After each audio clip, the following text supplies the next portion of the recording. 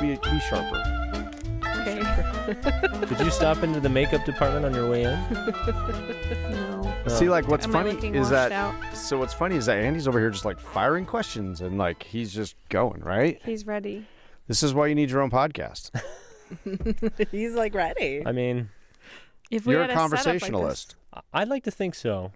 I've been complimented on it before. So yeah, like, and I would imagine you enjoy it I would. with the I right think so. people. You enjoy it. Oh yeah, I'm one of those people. I like talking to people in line, like when I'm getting groceries or like at the, out to eat, whatever. If I like see someone with like a shirt that I recognize, I want to talk. I don't know. I just talk to people, and I feel like most of the time people talk. Alex gets a little not weird, but like I why get are you uncomfortable. She's like, why are you talking to that guy? And I'm like, because he seems cool. Like he's got a cool shirt on, or like that lady has an interesting hairdo. I'm sure she's an interesting person. I just feel like everyone has a story, and like it's fun getting people to pull it out when they're not expecting to, or learning weird little details. So I always had in my head, I was like, oh, if I had a podcast, I'd want to bring like strangers on and just figure out like what, like I'd want to bring my mailman on, but like, what if my mailman's like really into bass guitar? I don't know. It's not a podcast about bass guitars. It would just be like, hey, you're a mailman. What do you like? And somehow if we came on to bass guitars, it'd be like, tell me about bass guitars. Because it's fun talking about the things that you care about. That's what we talk about here. Okay. I We just find assume out that- what people are passionate about. I assume he's passionate about the mail. Leave it at that. But it's just a job. I don't think he went into it because he loves the mail.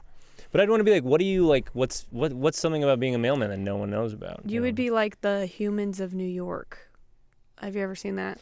I haven't, no. Okay, never mind then. But yeah, but that's yeah, I like. And when I'm thinking through things in my head, so I have a very strong internal monologue. Like I'm always thinking things through. But when I'm like thinking through an issue, I imagine someone else asking me about it. Like I imagine this type of like sitting down and someone be like, so tell me more about that, and then me like explaining it to someone else. Like I can't explain it to me, but if I can explain it to this imaginary person, I can like work through it in my head and be like, and then like realize things about myself that I didn't realize. I get it. I do the same thing. That's why when people are like, oh, like you should see a therapist, I'm like, I feel like I'm already doing that. Like I have this like woman I picture who's like sitting there with like a clipboard, not a clipboard, but a notepad, leather bound, like moleskin. She doesn't have, so she's old school. She doesn't have technology. There's not an iPad. She's not tapping. Classic. Yeah. Is the paper white or yellowish? Or Yellow. kind of in between. Like a creamy, like cream colored. Creamy beige. Does she use a pen or a pencil? She uses a pen. Oh, so she's not that old school. She's not sharpening a pencil. She has like a pen, like a nice pen, and she's got glasses on like down her nose. Like not librarian, but like a cardigan, And like I picture this woman being like, so why do you think your dad was that way? And I'm like, that's a really good question. I think it's because of this. Okay. Not like I'm but yeah. I do the same thing though. I will look at, I have big time conversations with either somebody who I don't know, something at work or something at whatever that I'll just break it down. Like if I have an idea or I have I'm going to run something by April, I'm like running it through my head. Like, right. You want to kind of think through the options and yeah, if she were to say this, like, how do I explain that? Mm-hmm. And then I'm like, okay, maybe this isn't a good idea because April's going to tear this apart. She just tore it apart in my head. So, and I didn't have good answers. Do you, when you have those conversations in your head, or when you have arguments like that in your head, do you win them? Do you bias towards yourself? That's a good question. I think probably I do. I think I would think that if you're having a argument in your head, I would think that most people you would win the argument. Like, would you just be like, would the other voice in your head all of a sudden be like, throw something at you and you're like, oh, you got me? Would you just be like, I don't know if that's possible. Would you just be like, oh, you stumped me? I didn't see that coming. That would be pretty self-defeating, right? Like, like, even in my own head, I don't win this.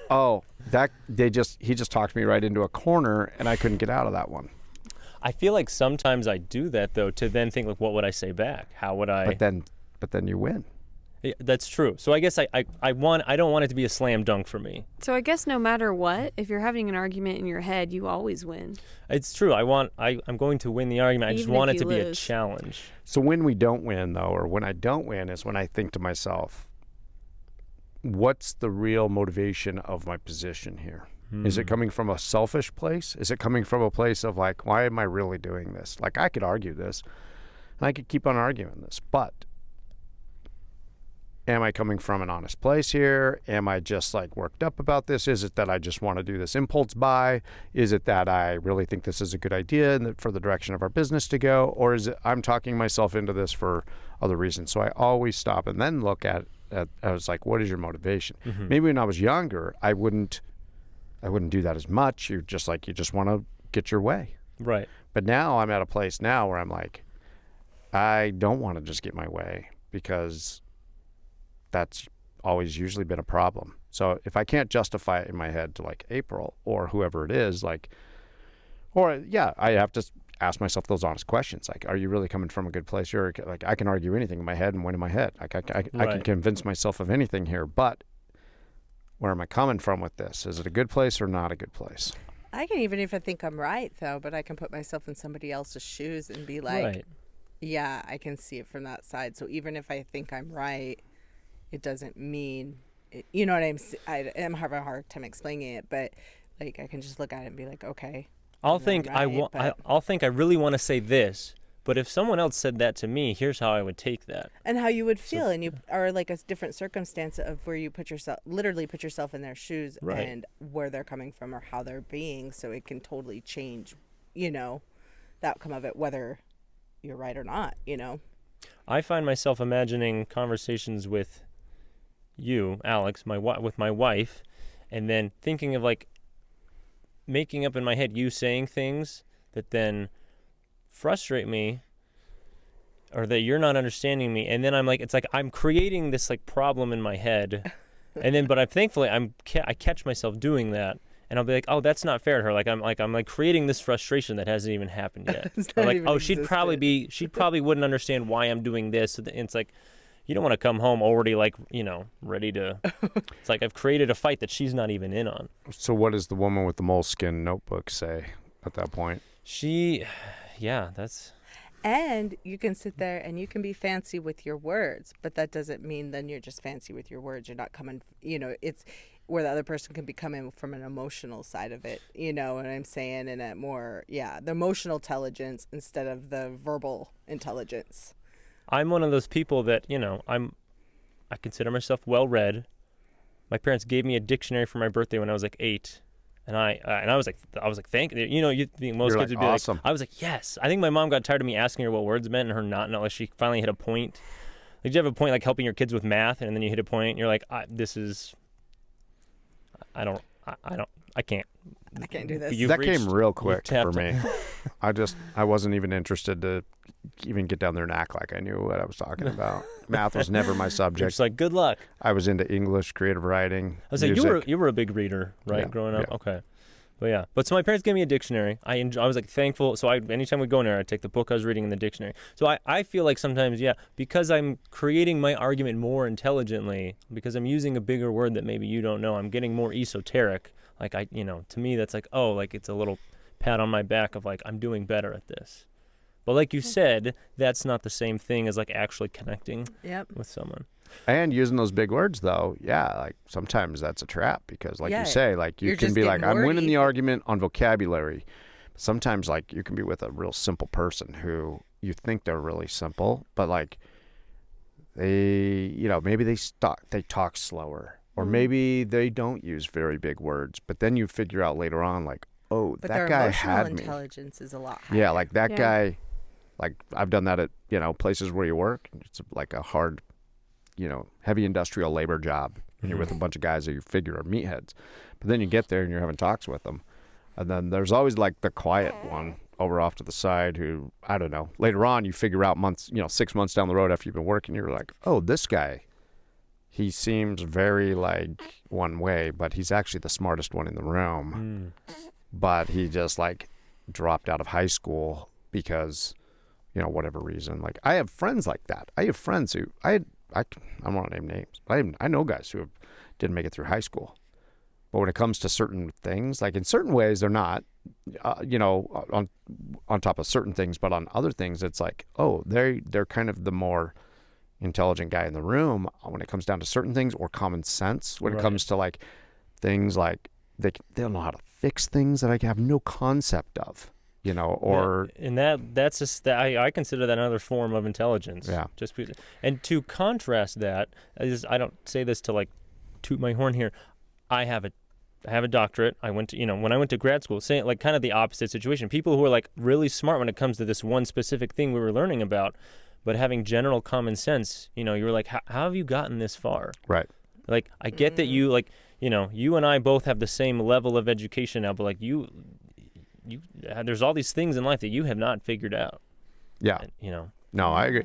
I think there's a lot of people like that. Like when I was up at the mine, like there was like guys down underground that very like much you would think like this guy's just a meathead, but when it came to certain things, it was interesting. Like people that from different departments, like they look at things a certain way and that's what they're good at, but then these guys look at things a certain way and that's what they're good at.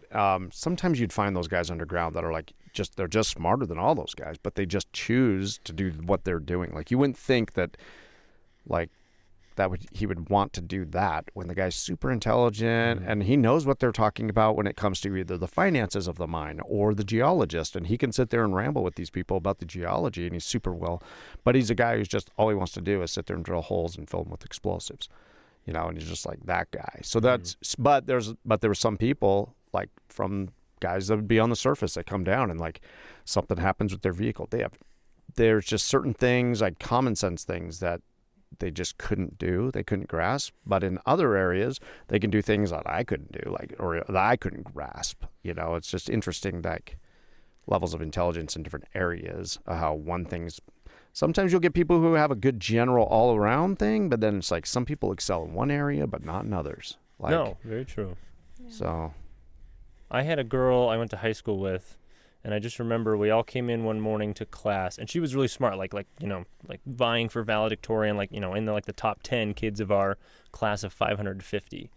So very book smart, but she'd always and it was funny because she would come in and tell these stories of her having absolutely no knowledge of a really common sense thing, and talk about them like they're funny, wasn't just we're all like that, right? Like one morning she came in and we all come into class and she said something like, oh yeah, I had a scare driving last night. And we're like, oh, what do you mean? She says, oh, I was driving home from something and I realized suddenly it was raining, and I realized I didn't know how to turn my wipers on in my car.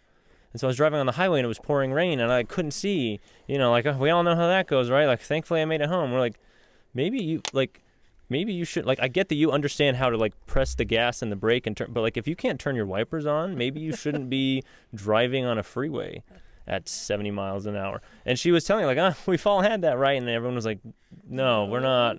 It was like she just blanked on something that she actually knew how to do. It wasn't like her first time in that vehicle. Sometimes you get into a vehicle and you're like normally it's right here, but that's weird. This automaker made it a little bit different. Is it not to overthink that question, but is she just all of a sudden blanks on her own car that I've she's done that driven? before. I couldn't find my hazards once. Oh, I've done that all the time in my car. No, looking back, the way she told the story was she realized. I grew up in Arizona, so it doesn't rain a lot. So I mean, I guess forget you could say, where I know. Yeah. When was the last time she had to flip the wipers off? But she was telling it oh, this is the car I drive all the time, and I realized I didn't know which switch did. It wasn't okay, let me make sure. It was I didn't know. But for her, it was more I didn't know, so I didn't try. Were you tempted to ask her? Well, I mean, did you check your blinker fluid? I mean, if you don't have blinker fluid, it's not, it's not going to blink. I didn't ask then. Did you check your wiper fluid? Yeah. If you don't have enough pressure, did your low pressure wiper fluid come on? I don't know. Anyway. But yeah, so I mean, just and again, that girl was highly intelligent, but couldn't figure out how to turn a wiper. And so just one of those people where you're how are you just going through life just kind of. It's their brain operates in a different level and can understand these mass complex things, but can't the simple things. brain wiring is what I have to bring it down to, because it doesn't make sense to me any other ways. Can you only have so much intelligence in one area? It's like, can you just can. put all your cards into one pile? Yeah, you can. Your frontal or the different sides. And the reason I know this is just this brain guy I watch, and you can. Yeah, it can be in one side. It can be from like childhood illness, if you had an infection, if you all sorts of different things that can cause certain parts of the brain to not react in other parts. I heard Wiring. somewhere recently that this is just applicable to me, I guess, right now, but like when you're pregnant and then for a while afterwards, that your brain literally like decreases in the amount of gray matter that you have. Yeah. It's like you have a die-off or something. Makes like me feel the babies take a little your brain bit or something. better. Yeah, because I just for the past 10 months have been like, I feel like I am cognitively impaired. Yeah. Yep. And I am, I guess. I mean, yeah. At least there's an sustaining another life. explanation. I think it's like bandwidth. I think sometimes you have bandwidth, Yeah, and you don't so have much. enough bandwidth in certain areas. Yep. So Do you have an area you wish you had more bandwidth in? mechanics, Yeah. cars. Not that I don't understand it. I don't have a desire to understand it. Like I can watch a YouTube and I can fix just about anything. I watch YouTube video and I can be like, okay, I can fix this on my truck. There's nothing about it though that's like, man, I just like tinkering on my truck, That and doesn't I want to interest get you? under the hood, and I want to look at this, and I know all this stuff, and people can rattle off numbers, and a lot of guys my age are like, oh yeah, that's for this, and then da da da, and that, I'm like, I just don't care, and like I wish I had more care. I think I have the bandwidth for it. Like I can understand you some seem things like the when type they're of guy that explained could. to me, but Yeah. I'm like, normally then that is one of the areas where I'm like, gosh, I wish I just knew more about how my vehicle works, how the engine works, or whatever. So I guess that's one area where I don't know if it's bandwidth or care. I don't know. I get what you mean, though. Alex, what's your, I wish I just had more bandwidth. That's fair. It just in general, I think I just have really low bandwidth. So, It made me- compared to others in my life, at least. Not to, because I know you, because I live with you. You said mechanical stuff, and you and I, Alex, have figured out that some mechanical things, not just that you don't have bandwidth, but they frustrate you to a level that is out of proportion to the cause. I get really upset. And we've been trying to work this out. And you know what it is? It's riding a bike and shifting the gears. So I've tried to get Alex into like mountain biking and like, cycling with me, and she always says, I don't understand like when I'm supposed to shift. And I said, and I try and explain it, and Alex, and it doesn't jive with my brain, and I don't want to make it jive with my brain. and I don't know. she goes into this defense. What's interesting is we've been trying to figure this out over there. She goes into this defensive mode. And for me, my thing is, it's not about the bike anymore. It's like, well, hey, why? Like, I don't feel like I'm being condescending. So why are you suddenly getting really, Well, because putting I up a get wall? like, well, just tell me what I'm supposed to do. Just tell me, like, when I go uphill, I shift down, and when I go downhill, I shift up, or like whatever. Like, just tell me what I'm supposed to do. And he's like, no, but you have to like understand how the gears work to understand when you should apply, that knowledge. And or you go don't to certain care, gears. and you don't I'm want like, to know. You're I just don't. like, tell me shift up, shift down. Yeah, I'm like, just give me like a simple cheat sheet that I can do. I don't want to try to understand it. And I think we were talking about it one time, and we broke it down to like I don't know what I'm trying to say. We broke it down to the deepest level, and I realized that mechanically speaking, I've always struggled, and like dealing with things mechanically makes me feel stupid. And I have like big insecurity issues about feeling stupid or other people thinking that I'm stupid. And so I'm like, I don't want to deal with it. So Is it just because you're a woman? It's because I'm a woman. Yeah. It's all that estrogen. I'm Yeah. kidding, by the way. I just Yeah. But I mean, I was telling him, they most they do women that. aren't into mechanics though. Like that's True. I'm saying. And it's hard Yeah. to like understand something It's just not what they're when into. you have no interest. Like if it doesn't interest you at all, like it's hard to like even understand how it works. That's fair. I get that you don't want to like maybe fully fix a bike with me, but in my head, I'm like, if you want to be out riding a bike, like, yes, I can tell you, but like if you understand what you're doing when you're clicking and what's changing, to me it's like so now that I know, that's why I need to shift. And My view is just that riding a bike shouldn't be that hard. It should be a pleasure thing. They should make it easier. And that's why she's never going to be a professional mountain biker, whatever, right there. With an attitude so. like that, she's not going far. that's fair. I guess it's just something. Yeah, that's. I guess You know they do that military testing in high school, the ASVAB. Yeah. That's the West Point reached out to Andre after he took that test and whatever. Yeah. My everything in it, I was in like all the categories. I was like 90th percentile and up, Yeah. except for mechanics. That's okay. The mechanics portion of the test, I like hardcore failed. That's what you probably got from me. So they were asking questions about like batteries and circuits and stuff, and I was like, when would I have even learned this? Yeah. They did. I don't know. Yeah, not from me, because electrical is like kind of like magic to me, for the most part. I mean, I understand it to a general degree, but just one of those things as well. But that's also one of those things where if you don't know what you're doing and you get too involved, you can kill yourself. Yeah, it's dangerous. Let's just say that like if society don't go were that to deep. crumble and I was like leading whoever's left, we would all die. Well, yeah, Alex and I was joking. I'd say you'd make a terrible pioneer. Yeah. We're not I cut don't out know for about that. generation. I think there's a I mean, reason you I wouldn't be wasn't the born one over then. there in reinventing a car, but you'd be like, okay, I can carry a backpack and I can have a good attitude and I can help gather some firewood. I don't know if I can do all those things at the same time though. Yeah, you don't. I mean, you Carrying a can do 'em. backpack and firewood and having a good attitude. Yeah. Yeah. Well, if you could get one of them, start with the attitude, probably.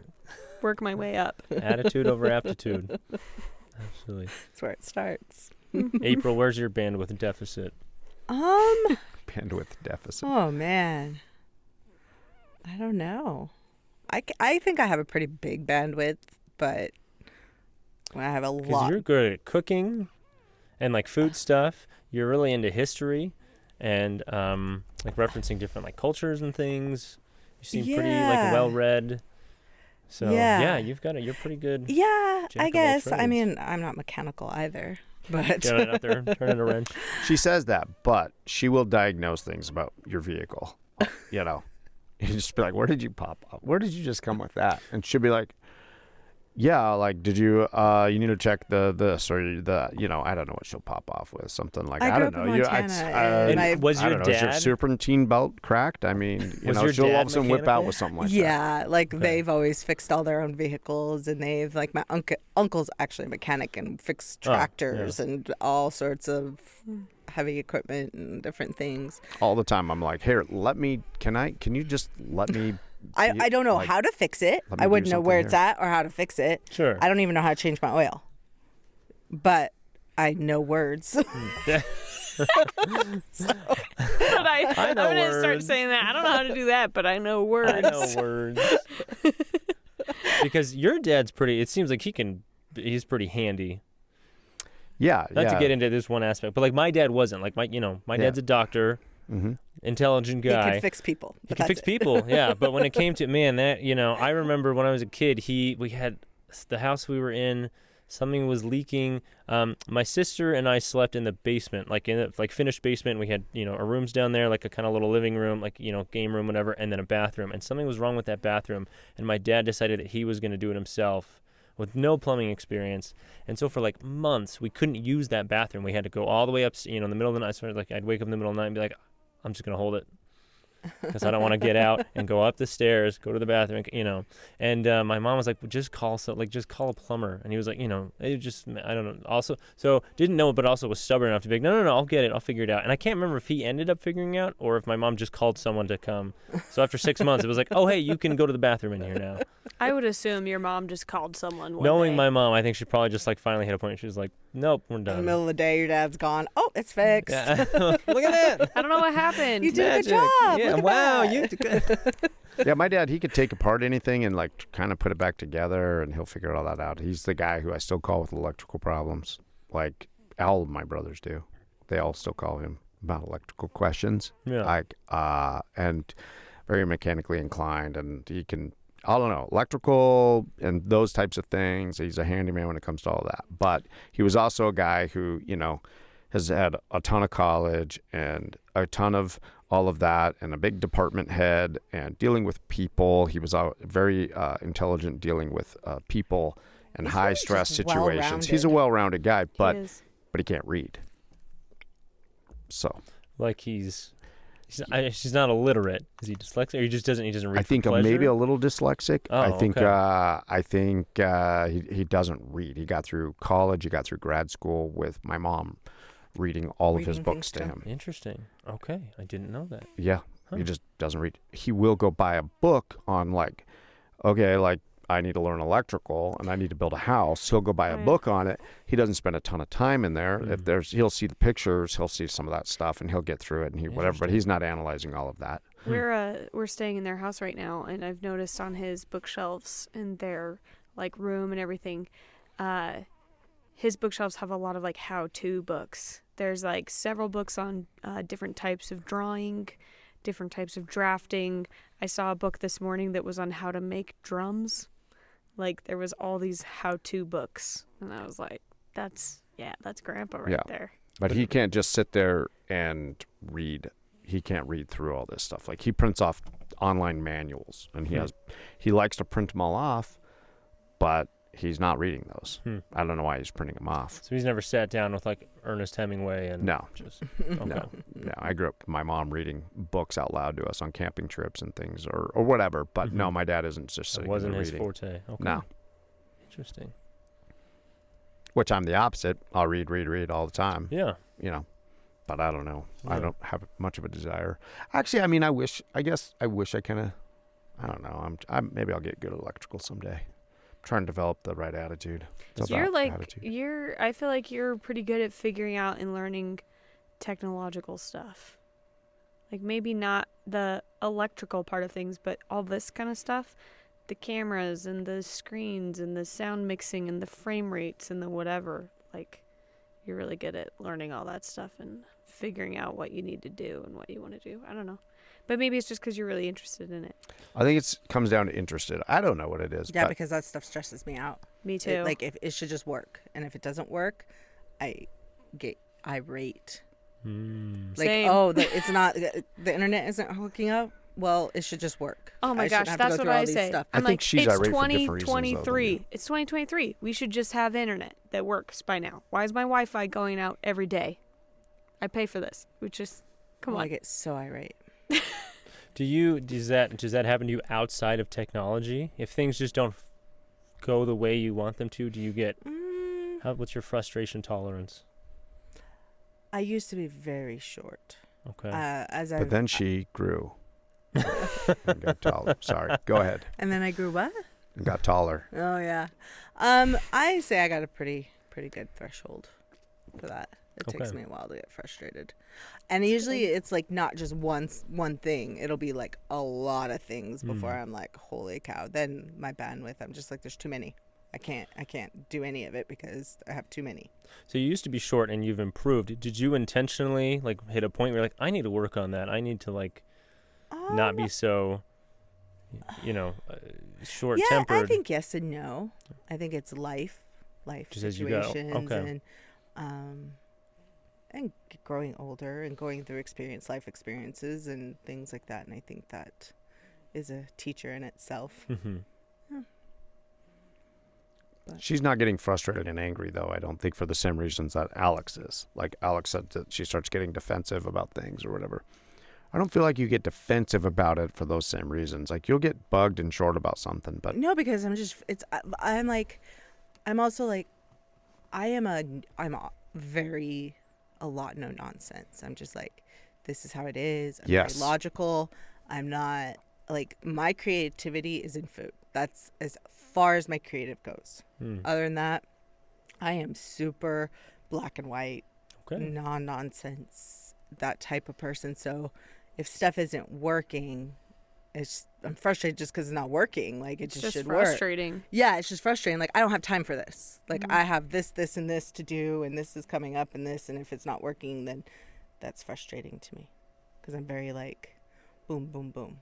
Like So what about you, Andy? Where do you wish you had more bandwidth? That's a good question. We get. I wish I had more social emotional bandwidth. I can be, I think, kind of like what you were saying, very logical. And this is where, it's kind of funny, I don't know if this is an opposites attract thing, but, Alex and I in our relationship over time, figuring each other out and kind of like working as a team, that she just feels things a lot more strongly than I do.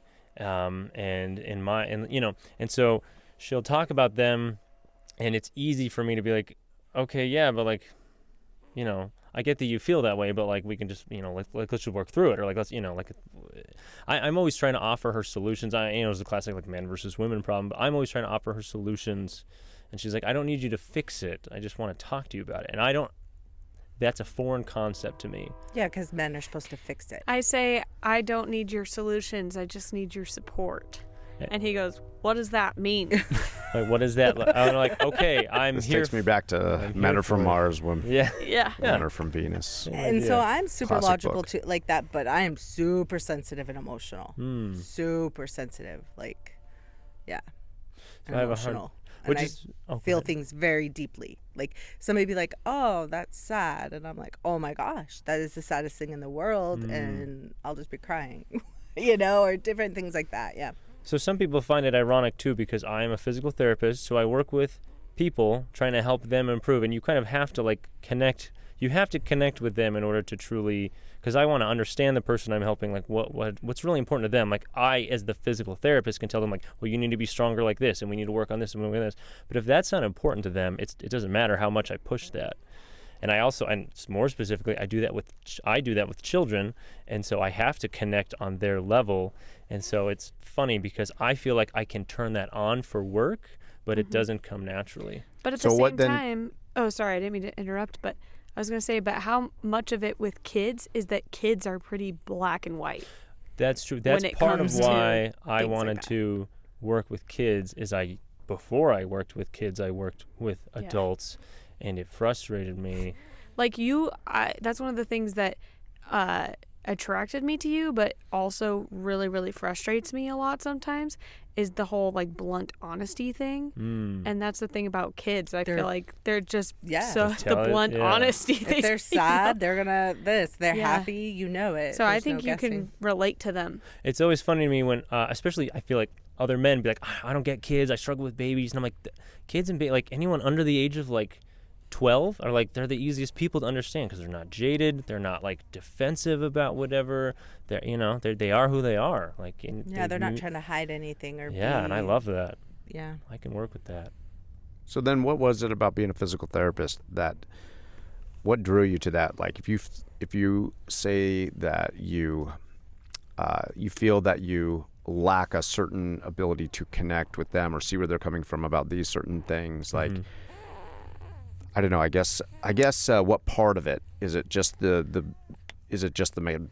biomechanics? Is it the Yeah, no. So I did not go to school initially to be. I kind of discovered it late in the process. Like I said, my dad was a doctor. He's a physician, family medicine. So just like when you think of going to the doctor Like general practice. yeah, when you have a cough or you needed a physical as a kid, he's that guy. Yeah. And he loved it. He loved that he saw everything from babies to old people and everything in between, and that he kind of got to do a little bit of everything. He liked that he wasn't stuck in one box. Wasn't just doing dermatology, or anything. And I was like, man, I saw how much he connected with that.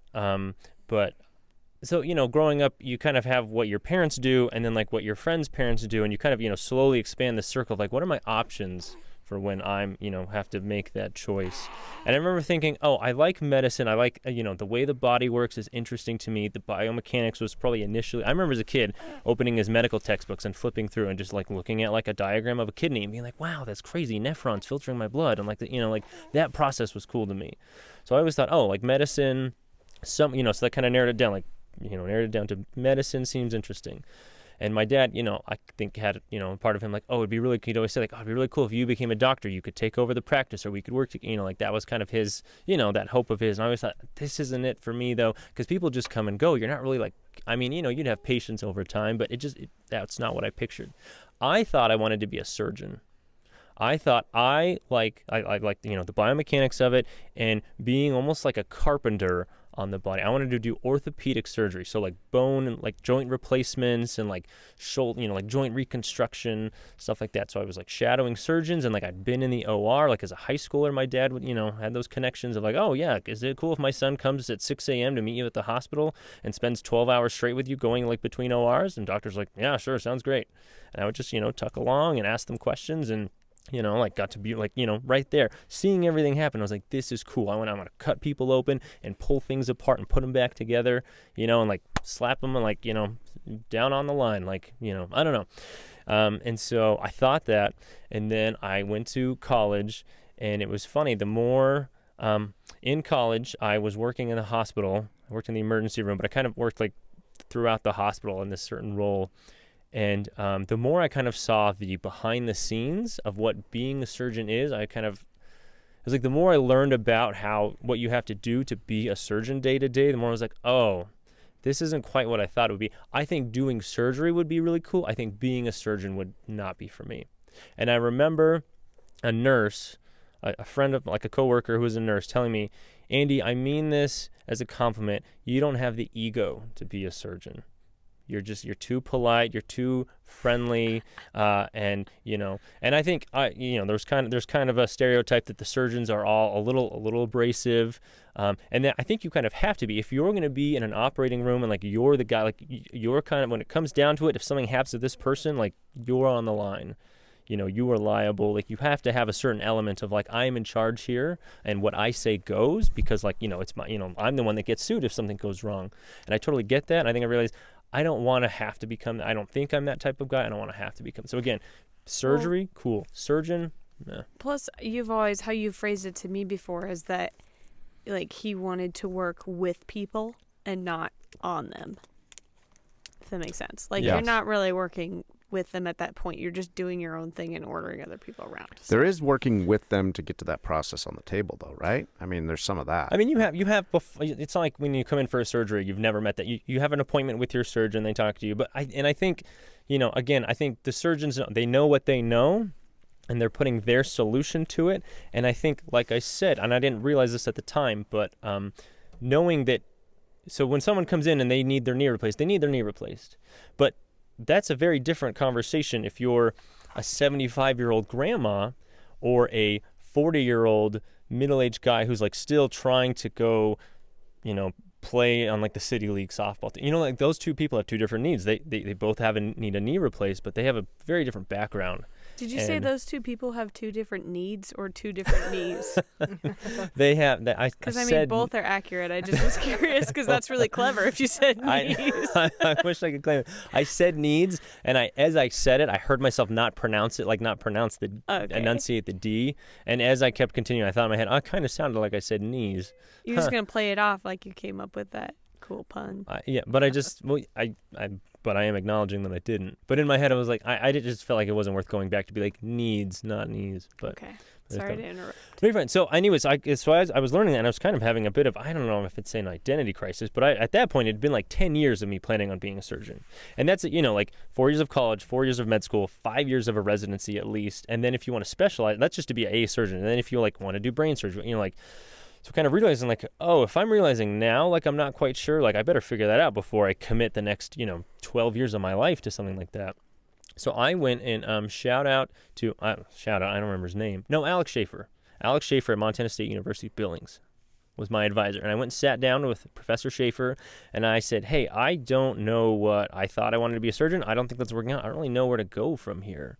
And he was the one that said, okay, well, that's fair. Like, what are you looking for in a job? Like, why do you not want, he kind of talked me through it. And that's when I figured out, I said, well, I think I want to work with people. Like, I like medicine, and I want to help people like improve and like kind of, like gain better quality from their life. But I don't want to be a doctor like my dad. I don't want to be a nurse, And he said, oh, have you considered like physical or occupational therapy? And I said, no, I don't really know I wasn't really aware of what that was. I thought it was like a personal trainer, like being in the gym, helping people work out. And I'm not like a workout guy. And he was like, no. And he kind of, explained it a little bit. But he said, oh, like it won't, like, don't just take it from me, like go shadow. Like same thing you did with surgery. Start doing that and just like, do it with like 5 different things. And I said, oh, okay, that's cool. And it was the opposite. It was, so I worked in the hospital. I found who I needed to talk to say, hey, how do I shadow someone?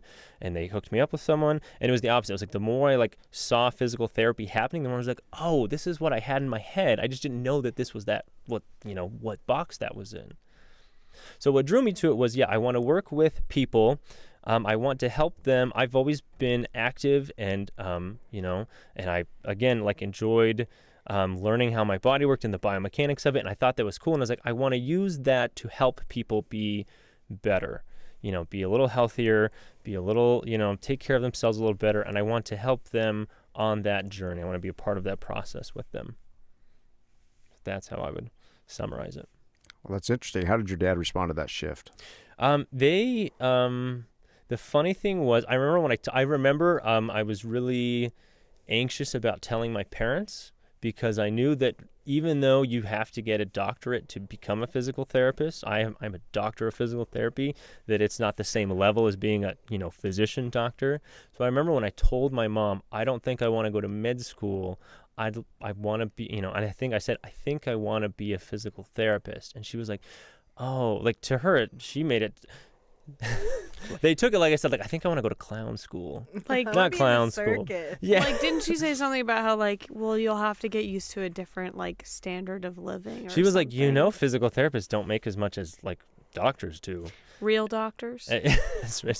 As doctors do. And I was like, no, I'm aware. I've looked it up, like, I could still live, I could take care of, I can provide for a family. And I remember saying, well, just take the MCAT. That's the entrance exam in the medical college admissions test. Fun fact.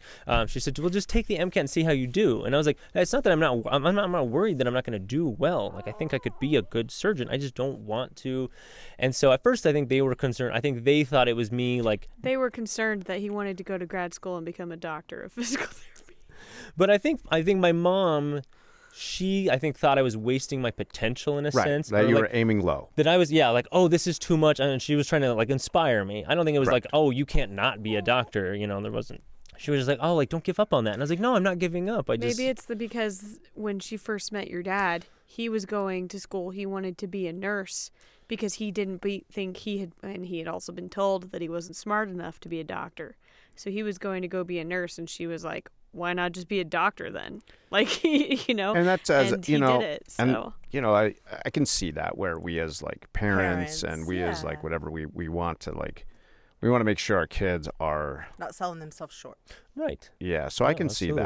see that, and as, being a spouse, you want to be supportive. You want to be like, hey, like, so I can see all of that. But but then again, you do have to, like, for you have to know yourself and know that, okay, what do I really want? And be okay to take those arrows by, it was kind of by going like, okay, well, I'm going to go a different path. Mm-hmm.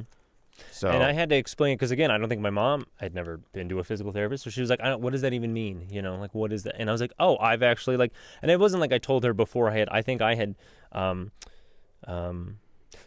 going back to talking to Dr. Schaefer, he was like, oh, you should shadow. I was like, okay, cool. And then I was like, okay, I'll do that. So I went and I shadowed. I spent a bit of time in the hospital following a physical therapist. Was like, oh yeah, cool. And I went back like a week later to Professor Schaefer and said, hey, yeah, that sounds good. So like, do I just like, send an application in? Or like in my head, I was like, oh, like I want to be a physical therapist. So like I'll graduate and then go to PT school. And he was like, oh, well, you have to apply. Like they don't just take anyone, like you have to apply. And I thought it was like, when I applied to college, I just like submitted filled out a form and sent it in. They're like, you're in. And here's a scholarship too. Like, congrats. I was like, wow, great. And I was like, it's just that, right? And he's like, oh no, it's a process. Like you need to do essays. You have to so you should have at least 100 out, like, don't even consider applying anywhere until you have at least 100 observation hours. At the time I had like 10. I'd spent like a couple afternoons. I was like, oh, okay. And I was in my junior year. I said, oh, so do I apply after I graduate? He says, no, you need to like have that lined up. Like as soon as you graduate, you need to like know where you're going. You need to apply in like 3 months. Like you need to apply by this summer. And this was like April. I was like, oh, that's not a lot of time to get 100 hours and fill out essays. And so he was like, if you want to do this, you need to like get on. So like, let's make sure that that's what you want to do, but we need to get on. Like you're a little behind the curve here. Everyone else that's wanting to be a PT, like they're already several steps ahead of you. So that was a little intimidating. Wow. Yeah. Yeah. Funny story about my dad. He was actually was in school and was say he was at BYU, and he was going to be an engineer. He was, he liked the mechanics of things, and he was he was at school. He was in engineering school. And so the head of the engineering school called him in and said, Ned, you need to make a decision whether you're going to be an engineer or whether you're going to have a girlfriend. And this is like his first year of school or something. So he dropped out of engineering school. So he had met Georgia by that time? Yeah. They met like their freshman year at BYU pretty much right off the bat. They met at orientation. So he dropped out of engineering. But so then he went into gosh, what's his degree? And again, I can't remember. Business administration or something it's like public administration and That's probably, and like some other things. I don't know. Anyway, years later, he ended up being a very influential, powerful department head there in Clark County, right? Mm-hmm. And the head of the engineering department, his son, ended up working for my dad. And he ended up telling that guy, hey, I'm going to fire you in October, so I need you to find another job before then. Wow. And he liked the guy. He did, job. but he just thought, how this is funny. Like his dad had told him, that, and then later on.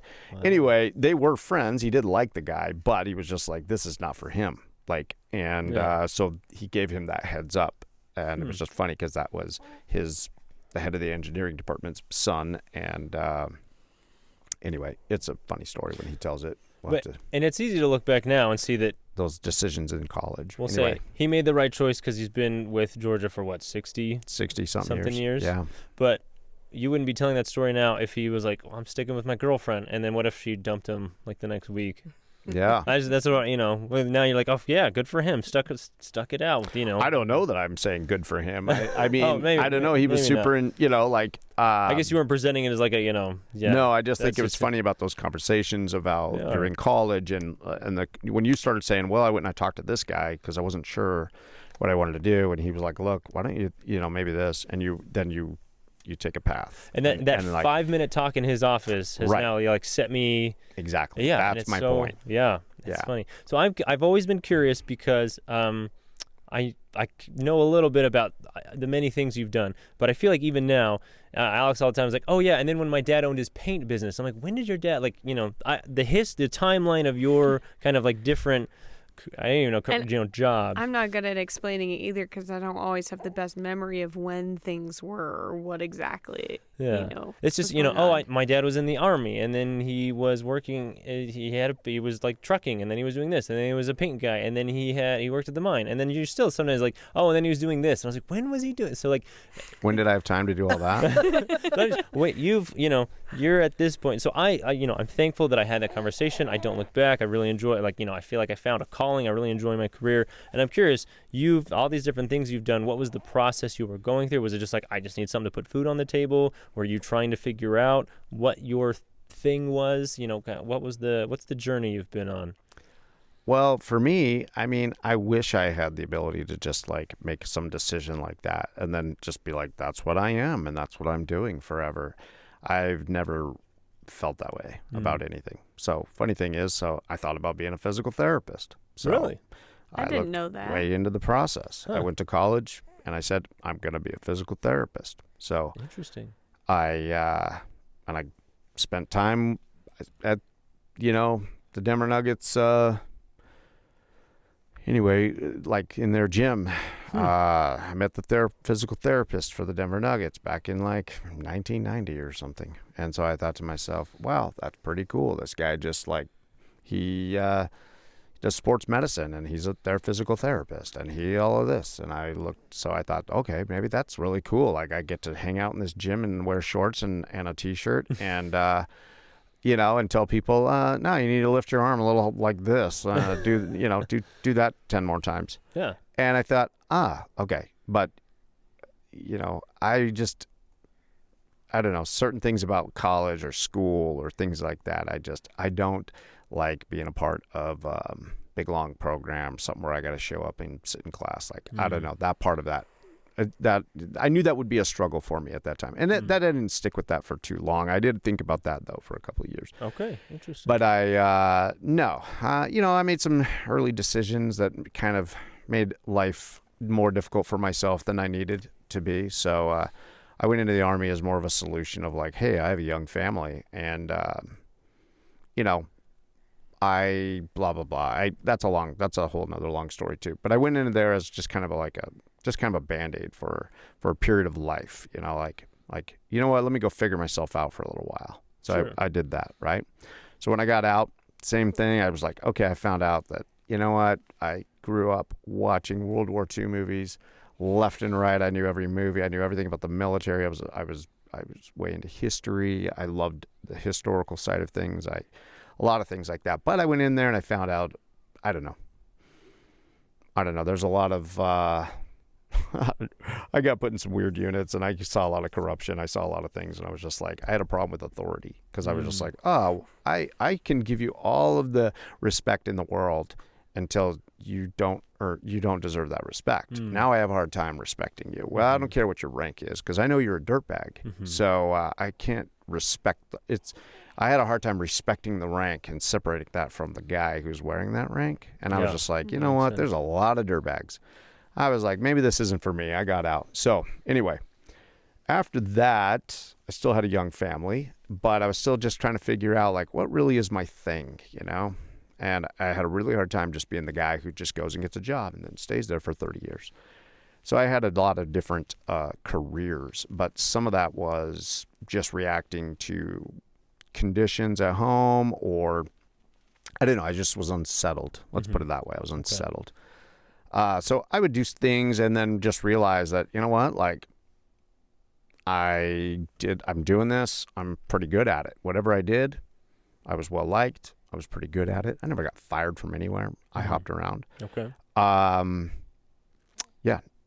I just found out that usually I got into a place, I'd be there for a couple of years, and I just realized, like, I don't know, there's something about it was unsettling, and I wasn't happy. And a lot of times I couldn't separate, is that just unhappiness in my career, or is it unhappiness at home? Am I mixing things together? Were you ever just bored? Yeah, a lot of times I get bored with things. That's how I've noticed myself. Sometimes I haven't held a job for more than a couple years. A lot of it has been moving around and stuff, but it's like after a couple of years, it's just like, all right, like this other thing looks more interesting. Yeah, I think a lot of it was that. I would get bored with things pretty quick, or I would want to express myself in other ways that they don't want to. Like, I like the railroad. I worked at the railroad, and I was doing that. A lot of guys were like, once you get hired on at the railroad, it's hard to get hired on with the railroad and what we did, and that's not a job you leave, and there's a good pension, and there's a this and a good that, all that. I was the guy who was like, I'm welding, I'm building my own cooker, and we're cooking on the tracks. And I'm the guy who was like, hey, we're going to play tunes and we're cooking food on the track while trains are waiting, and we got to be welding track out here. I'm the guy who built his own little smoker, and I'm like, we're cooking and we're enjoying ourselves. We're working hard, but everything is timed out while you have a team, you're a welder and a grinder. I was the guy who was like, we could do this and have a lot more fun with Doesn't this. have to be so we'll get on here and I'll be like, all of a sudden the welding supervisor from Montana is showing up, and I'm like, oh, we're going to be in trouble, because we got food cooking, and but we're also, it's a process. Everything is timed out. We have stopwatches, and everything that we're doing is timed out. We have only 2 hours on the tracks. We got to shoot these 2 welds, doing thermite welds, and we've got to get off the track. That train over there has to be moving by this time. So, but in the middle there, I figured out that, oh, okay, we could just be those same meatheads that everybody out here is doing this, or we could be those guys who are sitting here cooking, playing tunes, enjoying ourselves, like having some atmosphere about this. And I just felt that all of these jobs I did were just like humdrum, meathead type stuff that I was just, I don't know, I was like, how do we make this better? And so that was my thing. Welding supervisor shows up, and he was like, where'd you get that? I was like, I built that out of 2 spike kegs. And he was like, could you make me one of those? And I was like, oh, sure, yeah, I guess. Whatever. And I had built it all out of, like railroad Just scrap or like spare parts. parts? Yes, parts and scraps of Huh. like welding kegs and the bolts that we use to bolt the rail together. Those were the legs, and they were adjustable. And I had a little smokestack on. It looked really cool, and it looked just anybody who worked for the railroad recognized that as a spike keg. Like, that's a spike keg. And so anyway, and we had coolers of food, and now guys are like, hey, now guys are wanting to go out and work with us for the day. Like, they want it. Like, when they send a big couple of welding gangs out together, they're like, you guys are all going to get like 30 miles of track here. You guys are all going to split up, and you're all going to be ready. And we get track time today.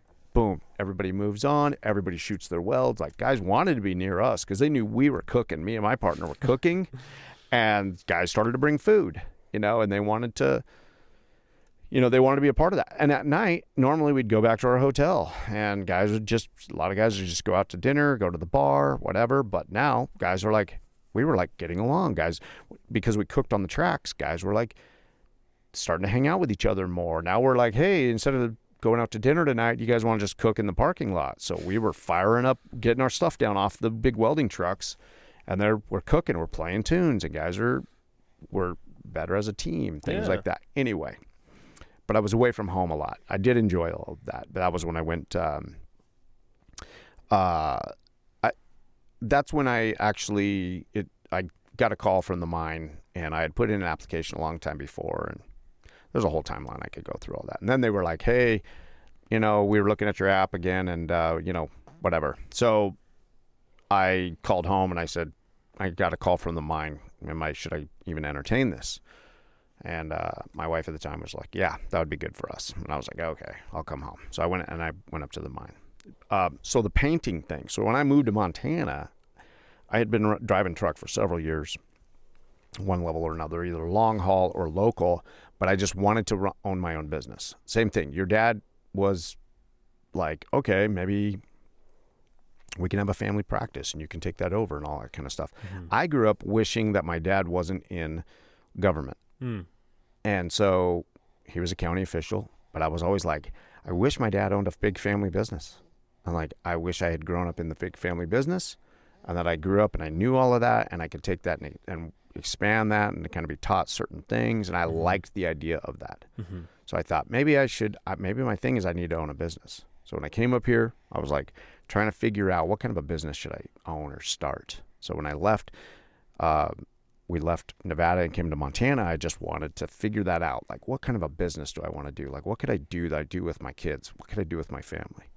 Because I want to do something like that, and I want to build something together. So I don't know, same thing. I got into all that, and there's things about it that were okay. And I did work with a guy. I was going to buy his business from him. And eventually, though, I don't know, it wasn't me.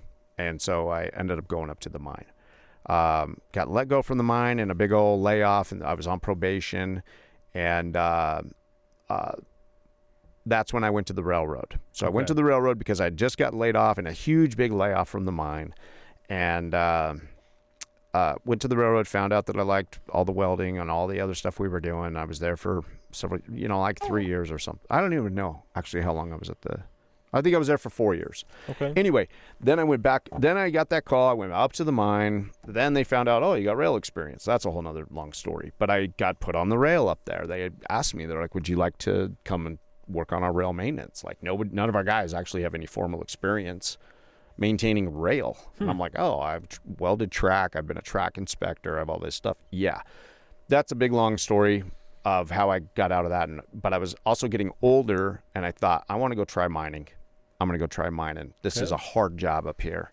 And I wanted to see if I was up to that challenge. So I went and I did that. But the whole time while I was doing that, I still had this feeling I just liked cooking food and creating an atmosphere. I liked food brought people together. I could express myself, right? So I have fond memories of that as a kid. Our house in Logandale, like Dad would be cooking. Sometimes my parents would be cooking together, and there would be like Pink Martini playing in the living room. And to me, that's still just like, that's cooking music. Yeah. Like Pink Martini, like the Rat Pack, that stuff, that's cooking music. The Chef soundtrack. Yeah. Anyway, so yeah, that's funny. You've always done that.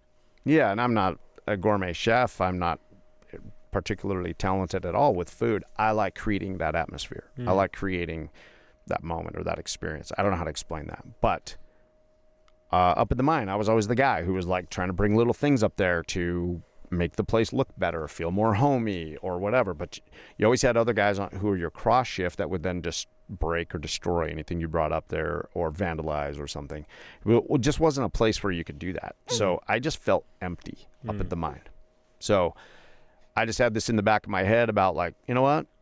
I've dabbled in food. I've dabbled in these things. What if I just went all in on it?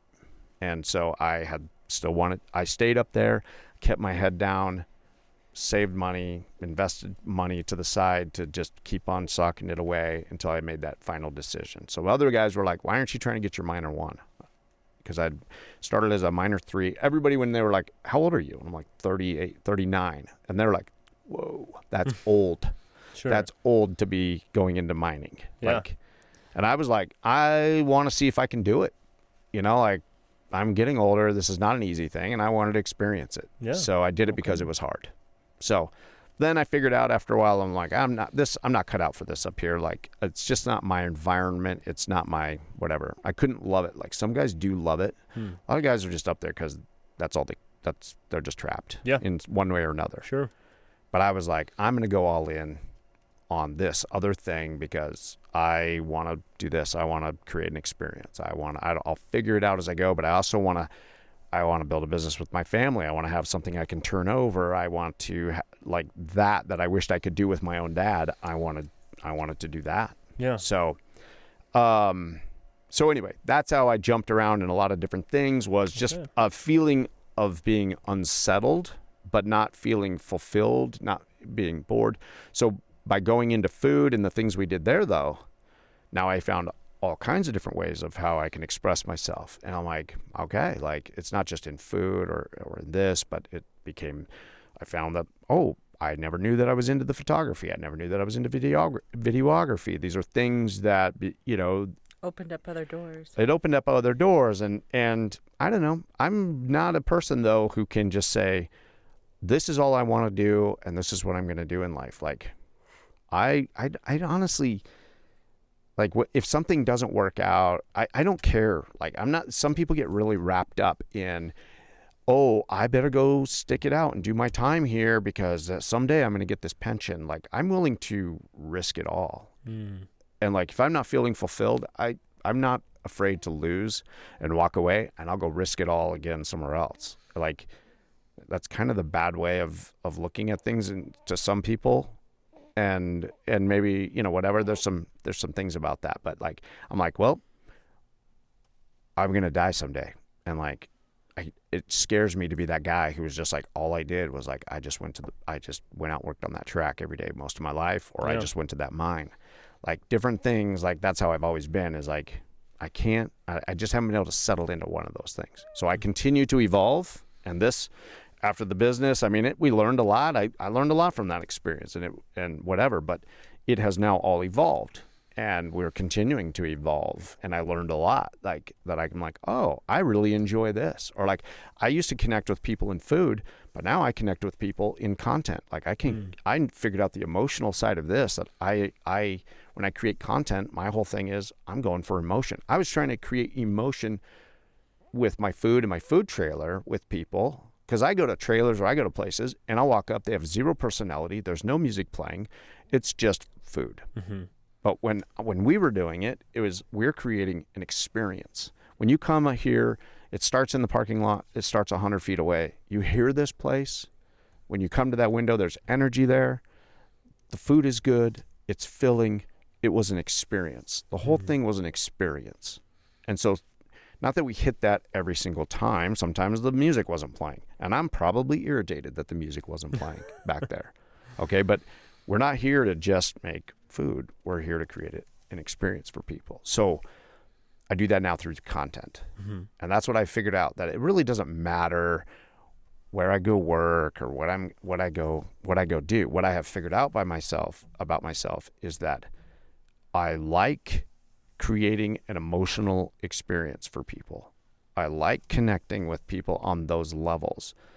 So there's a lot of different ways I feel like, I can go with that in a lot of different ways. That's what I have figured out about myself. Like So anyway, And the problem is, if you were to take a aptitude test or some kind of career analysis, that doesn't, that's an element you can't pick up. That's not, that's You not. can't measure for it. You can't get a degree in No. that. No. Right.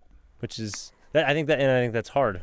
And I think kind of what we're talking about, my parents, my family was very like, you get an education. Like that's the one thing that can guarantee you, and not like, go get a degree in dance. My parents were like, you can be in medicine or an engineer. Not like they, but for my parents, it was like, that's the one thing that will guarantee that you're going to be okay.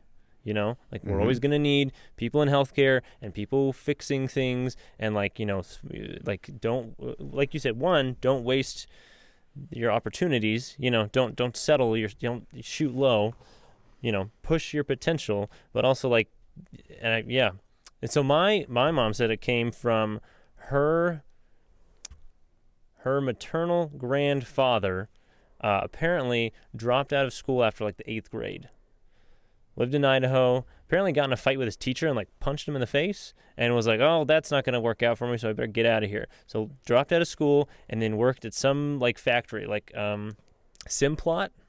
I don't know what Simplot does. They make fertilizer. Anyways, Simplot's a huge international company. Yeah. Okay. So worked at a Simplot factory in Millenor, Idaho. And I guess he told his kids, like, I can trace, like, I have struggled in life. And obviously maybe at that time, having however many kids he had, that he didn't take those opportunities to go figure out what it was that, I was probably just trying to take care of his family. But I guess that was really important to him, telling his kids, so my mom's mom, like, education, go get an education. Don't make the mistake I made. Don't throw it all away.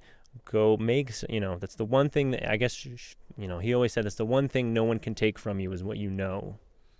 People can't take away from you what you know. And if you know enough of something, people are going to pay you to know it. And now education doesn't mean the same as it did. No. That's very true. And there's so many things to be educated on in different ways you can get educated on, where it's not just so black and white, which is interesting how many doors have opened in that way. Yeah, and I definitely agree in education, but and as I have gotten older, like I've not really been good at the formal education of things. I have, though, continued to educate myself. So I'm not real good at everything, but I do believe in continuing it. Like I went and I bought a mandolin and it's hanging on the wall and I haven't played it in several years now. But I'm like, hey, you know what? Like I want to keep learning some music, or I'll pick that up and I'll do that for a little while, scratch that itch. I'd never had any welding experience. I went and I bought a welder, and I'll just be like, I want to learn how this works. Then I got into welding later on. So I read constantly.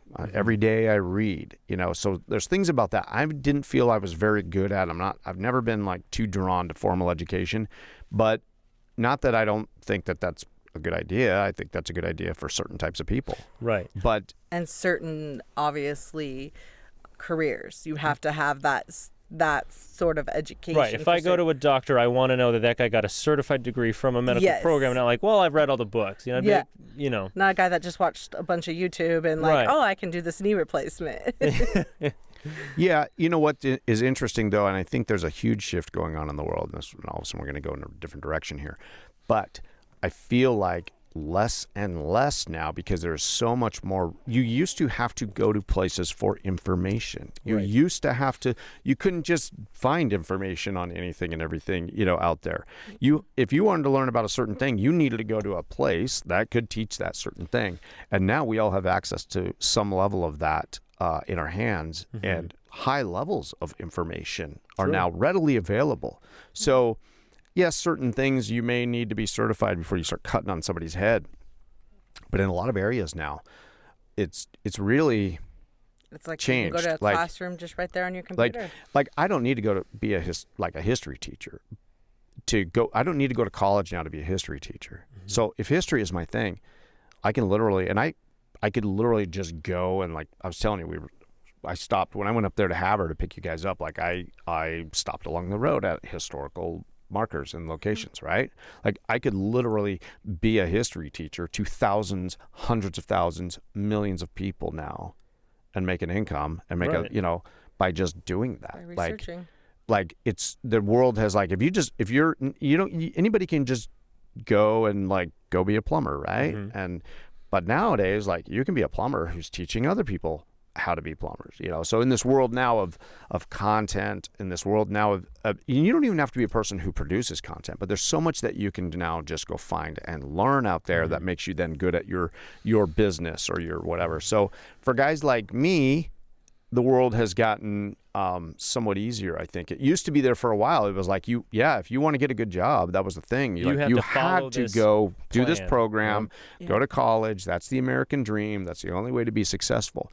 But all of a sudden now, There's a big shift. There's been a big shift, and now the world is moving faster than what a lot of college curriculums can keep up at. Yeah. And so they're now competing, you know, like, guys would go to college to become a sound engineer. And guys were coming out of college all of a sudden realizing everything they taught me is obsolete because we're not doing things on boards anymore. I'm doing it on my phone. I'm just like, I got GarageBand is like, you know, like, guys are coming out figuring out like, oh, that was useless. Like, you know, whatever, all that time. And so in some areas, not all areas, but in some areas, there's a big paradigm shift going on here where things are happening out in the world faster than what the degrees in the universities can keep up with. And it's like, I feel bad for those who are dumping into that system, who are coming out and they're like, oh, I was told this, but now I got out here and now it's this. Like, the medical world is one of those places where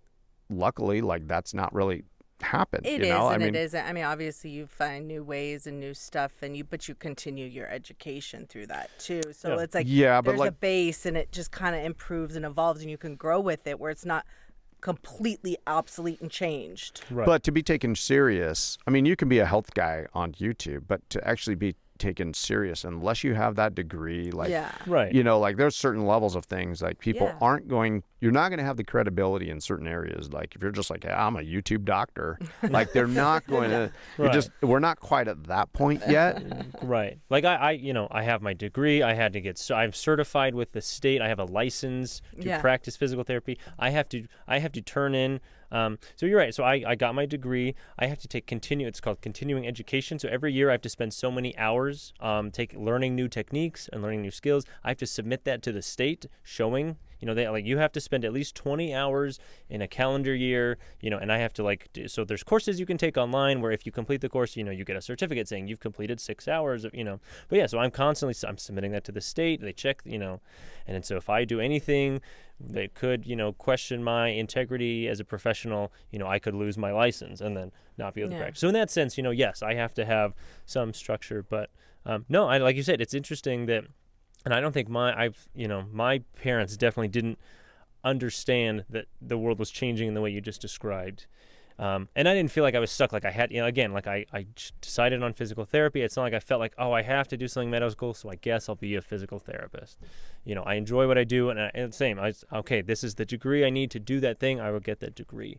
But I know. So the problem, though, is that a lot of places won't even let you in the door to do that job if you don't have the piece of paper saying, I went to whatever state university and spent thousands of dollars in 4 years learning that thing, versus someone who said, I learned it all on YouTube. I know everything you do, but I don't have a piece of paper showing that. And so Alex has run into that of being like, I know this thing, and places being like, well, show me the piece of paper that says you got a degree in that thing. Yeah. You know, I agree. There is a lot of those places, but I feel like there's a transition now where they don't care anymore. They don't even ask for high school diploma on so now they're like you look at a guy like Elon Musk, and I've seen him in interviews where he's like, I don't care what school you've been to. I don't care if you've been to school.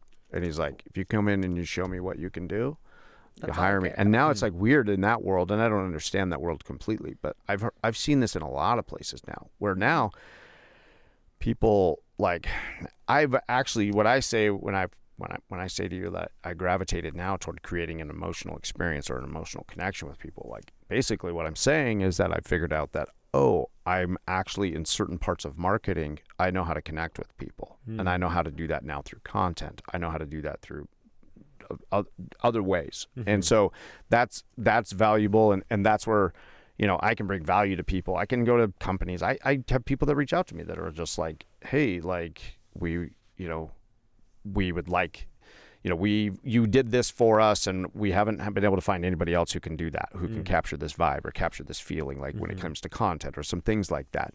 But my point here is that, and I'm still learning, but I'm figuring that all out, that I'm like, oh, I enjoy that part of it, and it's kind of intuitive for me, where it's not intuitive for others. So that's where my strength is, and that's where there's value there. Right. But I'm also seeing, though, in the world, I'm seeing a lot of places out there where, definitely a lot of places, and it still continues to be that way. You got to have this certain piece of paper. But in a lot of places now, people are like, they don't, like, they have other forms now of meeting their bar. Like, come in here, show us you can do this, or come in here and volunteer. Like, you're basically skip this college. You're going to come in here and do an internship for nothing, and we're going to get to know you. And then we're going to, by next year, you're going to probably be making $200,000 a year with us next year, because we know what you can do. You paid your dues here. Like, there's other ways now that our people are able to. They're figuring out how to do those systems. Like, they're figuring out how to get around the traditional structure of education systems or the hiring process. Like, and I now, think it's also because college has taken such a bad rap because of how exorbitant the prices have gotten. Exorbitant. Yes. Well, sorry. No, you're good. But how much that has dictionaries coming out. Yeah. How much that has just gotten ridiculous, and so many people can't afford it, or they're so in debt by the time they get done that it's taken a bad rap, and it's like a inflation on it colleges have, and it's gotten so. It's not a realistic option for everybody anymore. Well, not hardly that and some of the stuff anymore. they're teaching is kind of like, there's some really woo-woo weird stuff or you're now. wasting That's just a degree. lot of time and money learning That's stuff true. that doesn't even pertain to what you need. I feel that a lot, like with my degree that I've been working on. I feel similarly to my dad in a lot of ways, and I am not a huge fan of my formal education sometimes.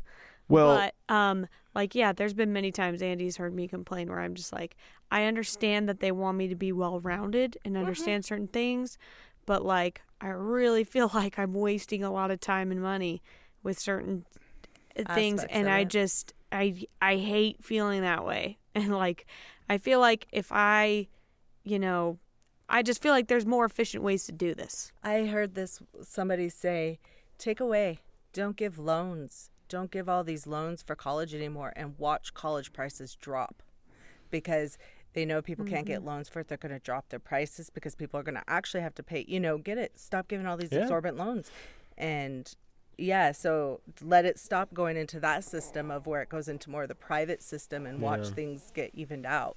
But it's interesting. It's, different people's opinions and views on it. But yeah. No, and as someone who has a college education, when I went to grad school, that I'm paying all this money, and it's kind of, we were kind of all us students were like, what are we really paying for? And so someone kind of like broke it down, all these fees, because you're paying tuition, and anything. It's kind of the whole, who was that economist who said, like, there's no such thing as a free lunch. There's like all these amenities on campus. Like, they'd say, oh, the gym is free, we don't charge anyone to go to the gym. But really, if you look in my semester tuition, I was charged a whatever gym fee. Yeah. I'm paying $300 every semester to whether you choose to go or not. And if I said, hey, what if I never want, I'll just work out at home, whatever. Like, can I have those $300 back? They're like, well, no, that's required. That's part of our. It's and I'm all like, included. You're charging me for services that I've never asked for, that I don't intend to, So I don't see why I can't just check a box on the things I want to have. Oh, this was funny. They had a free concert on campus once a semester, and then I was like, oh, it's free for students. And I thought, oh, that sounds really cool. So there's just said, oh, if you want tickets to the show, you just come to this office and get it, So I went to get a ticket. They said, oh, sorry, you're a grad student. I said, okay. They said, only undergrads get in for free. I said, why not? They're like, well, we charge them the entertainment fee. Or whatever. They had a term. So I said, well, undergrad students get charged it, so they get the free concert. I said, wait. I said, how much do you charge them each semester? They said, oh, it's $20. I said, why don't I just give you $20 so I can that's cheaper than a concert ticket to see this band. I'll just pay the $20. Like, well, you can't because you're a grad student. I was like, makes no sense. You guys are not making any sense. So that's what's interesting, though, is like, So everything you went through to now be a physical therapist, do you feel at times though that like, what if this was condensed into like Hands down. a 1 year thing of like, here's this, like, You're let's working cut with a out physical all of the therapist. extras. Like, okay, here's your theory on this over here, or here's your PE or your whatever, all the extras that come with college and all of the like, okay, here you need to have these prerequisites. If you could cut it out and just get down to the essence of it though, what do you think, how much time would it really take to accomplish Here's that? the thing. That's what they tell you college is. In high school, you have to take all these well-rounded classes, all these different subjects, and they're like, college is where you're going to go and actually be prepared for your profession. No, it's not. It's just high school at a higher level. It's all those same classes And that they high require you school to take now. and that waste your time in a lot of ways. And it's really, like, I can't tell you how many times during grad school, Andy would tell me, man, this professor of mine is an excellent physical therapist and a terrible teacher. And he was just like, Yeah. you know, they're wasting our time. They're rambling about things that aren't even applicable. He'd come home from school and he would tell me like what they did that day. And I would be like, how much are we paying for this?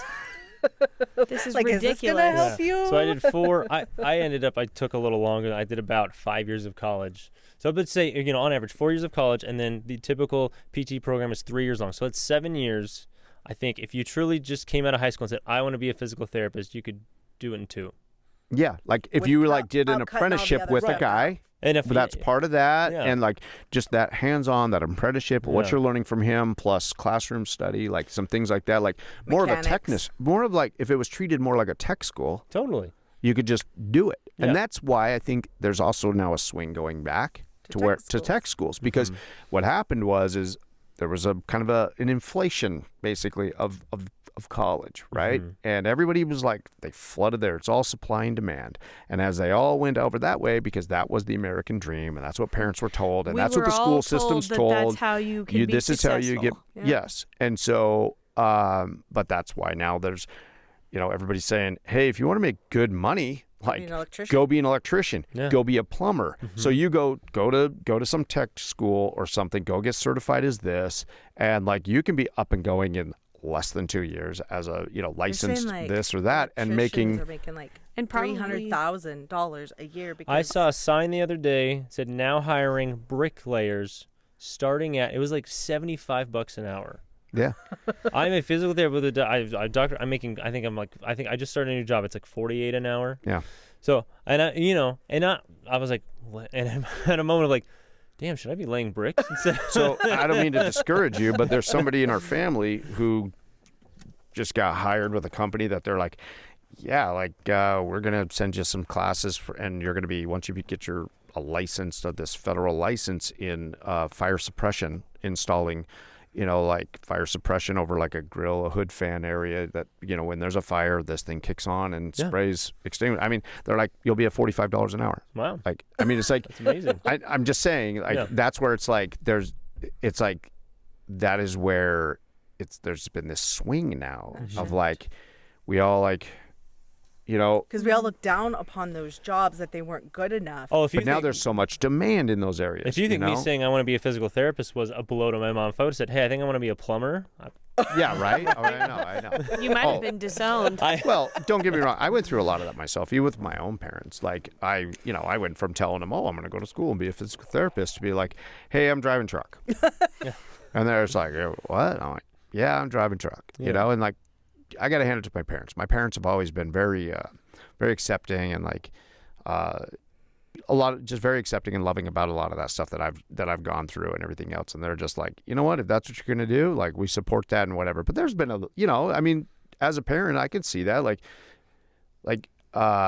it is like you want your kids to reach their potential. My mom was all the time just like, you should just be a doctor, or you should be a psychologist, or all the time. My mom has all that whatever it's called, like that, Oh yeah, when I where started she believes in making, me. What's that? Whatever that word I'm trying to go for, right? And so she's like, wow, you're so intelligent, and you could go do this, or you could go do this, and go do this, and do this. And so a lot of things in my life are like pretty basic things. And they've either been out of necessity, like I've limited myself in options, or it's been like, I'm changing this up because I just don't like this. I'm going to go this different direction. So it's been a combination of a few of those things until, like, I'd say like the last 10 years where I really realized, like, oh, I get now what kind of makes me click. Yeah.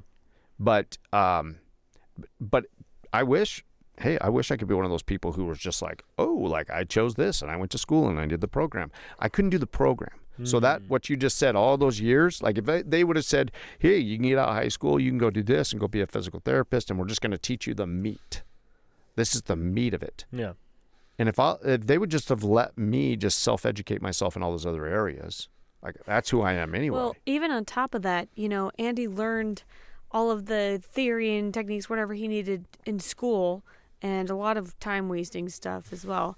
But he said, when he actually started his first job, like half of it, they don't even teach you in school.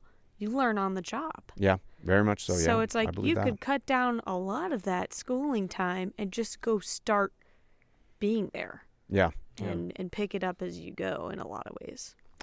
And I don't know. I really think, though, like, I don't know, there's a big shift going on in the world. Like, I'm always wondering, like, not to get all too weird on you on this, but, like, how long is it going to be that you got to go to school when Elon Musk's Neuralink is about 5 years down the road and everybody's plugging that into their brain, and it's pretty much like, what do you got to really go learn? You're tapped into the internet. Like, you don't even have to put your thumb on your phone. If you need information, like you think it, like that's already being put into people's heads right now. Like, I don't know if you know much about Neuralink, but Neuralink. I don't. So they literally, I've seen this. I watch all of the public announcements and some things. Like, they started off doing it like with pigs and things like that, where they put an implant in their brain about the size of a quarter. They're going to get this down. They said it takes about 15 minutes to do this procedure, where they take this thing about the size of a nickel or a quarter, and they can just it's like going and getting LASIK. Like, there's a machine that just sits down and now does it, Mm-hmm. Well, they have a robot now that'll just be like, you sit down, and at first it's probably going to cost around $3,000, but then they expect it's going to get down to about 500, and it's going to go in there and it's going to go zzz and put this thing in there with these little tiny little hair-like fibers that then plug in where your brain. And they're like, okay, first thing we're going to start with is we're going to have paraplegics walking, because we're just going to make connections. And they're doing this. Like, they're taking pigs and showing them walking or doing things, and they're plugged in, and they're just like, so what we're going to do here is we're just going to raise his right leg, and they'll just go hit a key now, and they've learned, like, okay, if we stimulate this part of this pig's brain, he's going to do this with his foot. And so they're now figuring out, like, okay, well, we're just going to put that in there and make these connections. We're going to start with paraplegics. They're going to be walking. We're going to start with that first. Okay, but then when you really look into it, they're like, but then there's all of these things that are going to quickly come after that.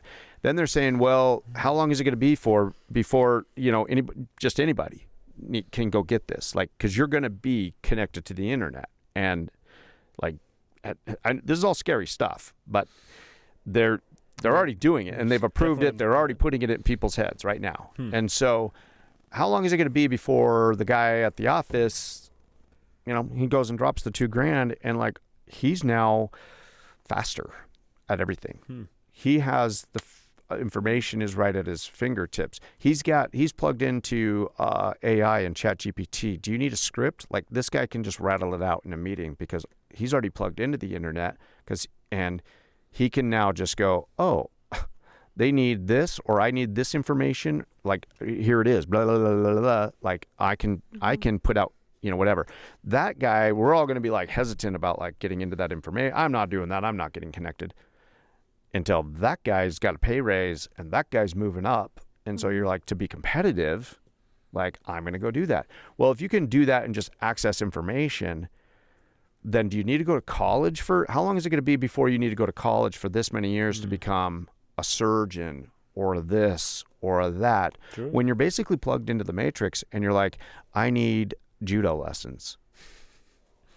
You know what I'm Cue saying? 'em up. Yeah. No. Yeah. I mean, that's, I know kung fu. yeah, like, I know kung fu. I need guns, I need lots guns, of them. yeah. Like that, that's all been science fiction, but it's already happening. Like, that's happening. And so how quickly is that now going to be like, okay, now college, like, who's really going to college? Like, are they going to then try to I think it's hamper going to that? depend on the industry.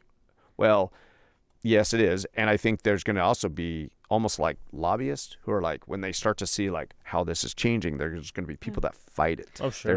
There's going to be the industry of college. I College mean, is a big industry. the people that are, but then there's also the people that are like afraid of 5G. There are. You know, so I think there's going to be a lot of people fighting it, and a lot of people not wanting to do it, and a lot of people that are in, you know, the humanities and arts and things that take that extra human touch and expression and creativity that it's just not going to translate. So I think there's going to be a lot of people probably that will do it and will get the pay raise and whatever, but I think there's going to be a lot of people that don't. You know what? I think everybody's going to do it. I think it's going to be Facebook. We're Facebook 2008 right now. But also look at Meta though. Look at the metaverse. How much everyone was like, this is the new thing.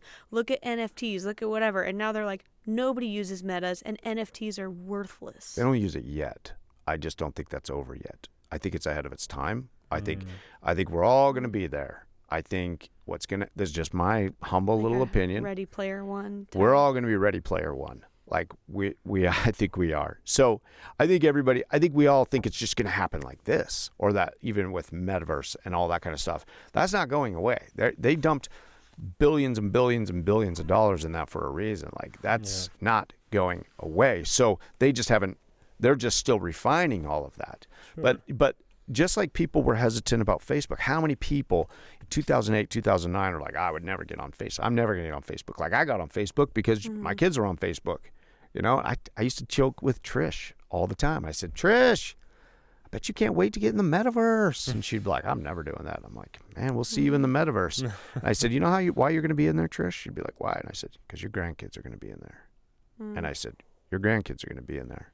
And you're going to find that you got to know what your kids are up to, what your grandkids are up to. That's where they're spending their time. So eventually you're going to be like, well, I better try this out. And that's where you're going to go because that's where your grandkids are. But it'll probably at least shift because, I mean, look at Facebook now. Like, the younger generations are not using Facebook. You know what? But all the older generations are, and the younger ones eventually end up getting Facebook, and they're all there too. Anyway, Facebook isn't really the like... younger ones are like, it's not that social media is dead. Facebook, and I'm not saying Facebook is dead either, but like the younger generations, it's TikTok. And Instagram. It's Snapchat. Yeah. You know, Facebook, I hardly ever even use Facebook anymore, and I think there's a lot of people that are the same way.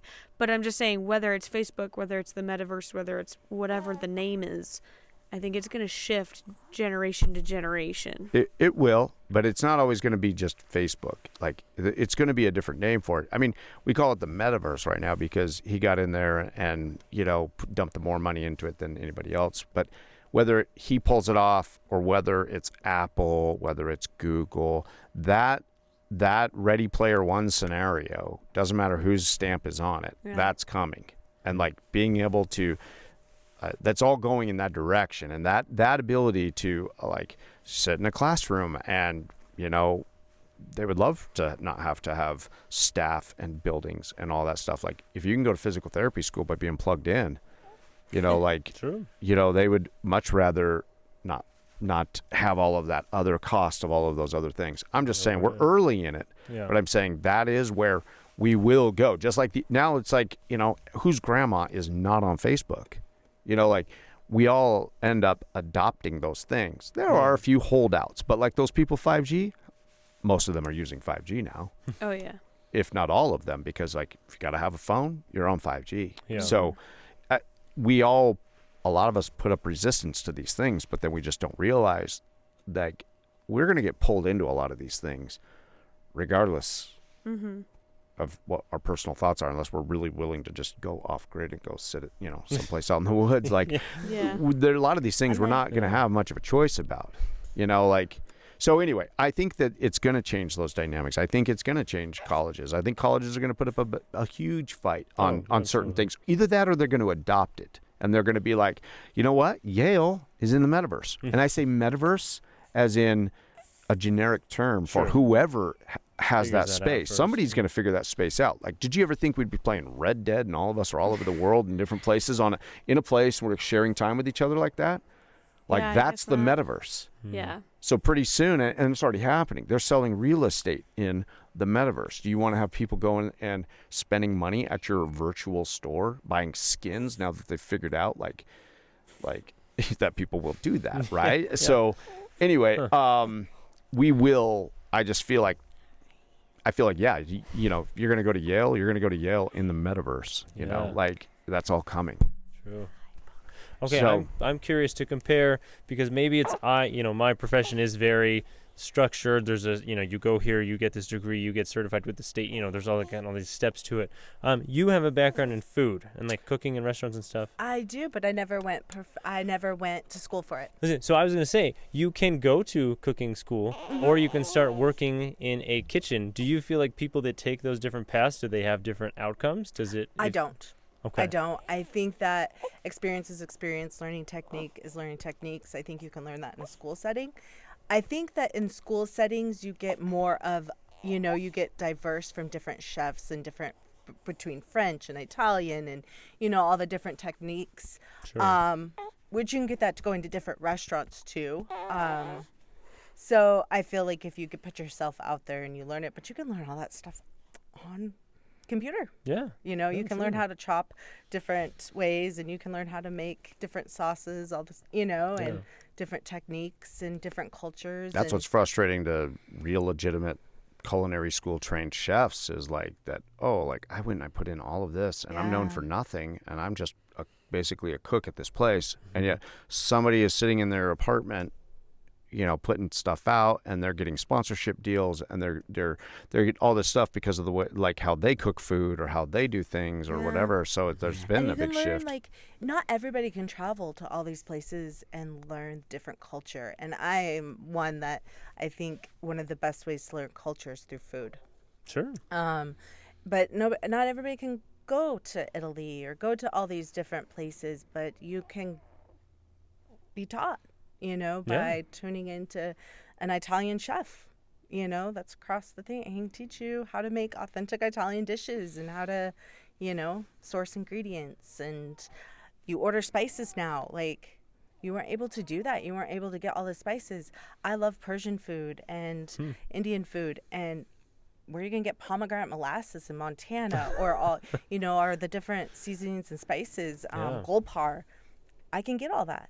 I just order it all online. Okay, we went through Milo's career journey. April, I don't know. Mine's not too extensive. I was a mom for many years, so I stayed at home and raised kids for many years, and then been food. Okay. And Have you worked line cook? Or I've done it all. I've done okay. from simple deli to fine dining and learning from chefs and food truck and different, and then just a lot of doing my stuff at home, just cooking for family and friends. And I always find in my off time when I'm looking up stuff or I'm researching stuff, I'm looking up culture, I'm looking up food, I'm looking at new ways to, make it and new ingredients and spices and that and with teas and just that stuff's just always interests me. So Cool. so I am pretty much not all the way self-taught. I've learned from some great people and different things, but a lot of it is self-taught. Yeah. No, that's amazing. Well, I think the thing that we're hitting on though is no matter what, you have to have the desire. Like, if someone told you at the beginning, you thought, it'd be cool to be a physical therapist, and said, okay, cool, just you're gonna have to commit 7 years and like tens of thousands of dollars and this much time, blah blah blah blah. You might have been like, yeah, no thanks. I heard that and was like, okay, yeah, that makes sense. And but and you can be self-taught, but you still have to put in the time. Yeah, and the it's passion. effort. You have to have passion and for it. Clearly, like if someone was like, told me like I need you to learn all these different cooking techniques, I'd be like, I'd rather open a textbook than and read something, about, but that's I think it. some of the big long process though, I don't know how much of it is intentional or not, or just not intentional. That's not the right word. Unintentional. Yes, intentional or unintentional, but almost but what I'm trying to get at is this. Like, I wonder if how much of that process is just to weed people out. So, you know, if it was just like, hey, to be a physical therapist, there, like all of that, like, I don't know. I wonder how much of that is an industry. Like that process is an industry. How much there's like, if you were to look at how many people go through that to try to get to that point, to then get into this funnel, that then take that career path. Like that is a tremendous amount of people, but that's also a tremendous amount of funds. I wonder how much of it is intentional. As far as like the weeding out process of there like, were several people in his class for his PT class that dropped out before they were done, and it was like you've committed a lot of time and money at that point. Right. How many people though would I wonder how the supply and demand dynamics of physical therapists in the country, or I wonder what how those dynamics would be different if it was like, okay, go for, 1 year, year and a half, and it's just the meat and potatoes of it, and now you're a physical therapist, you didn't have to go through this whole process. Like, how many more people would be attracted to just go do that? Right. How harder would it then be to get in, because there's only so many that we need? Right. So, and that's the question. The people that dropped out, how many of them realized, oh, I don't actually want to be a physical therapist, so I don't need to do this process, versus how many of them were like, I just can't handle the process, so I guess I'm not going to be a physical. How many of them would be great at connecting with people? Yeah.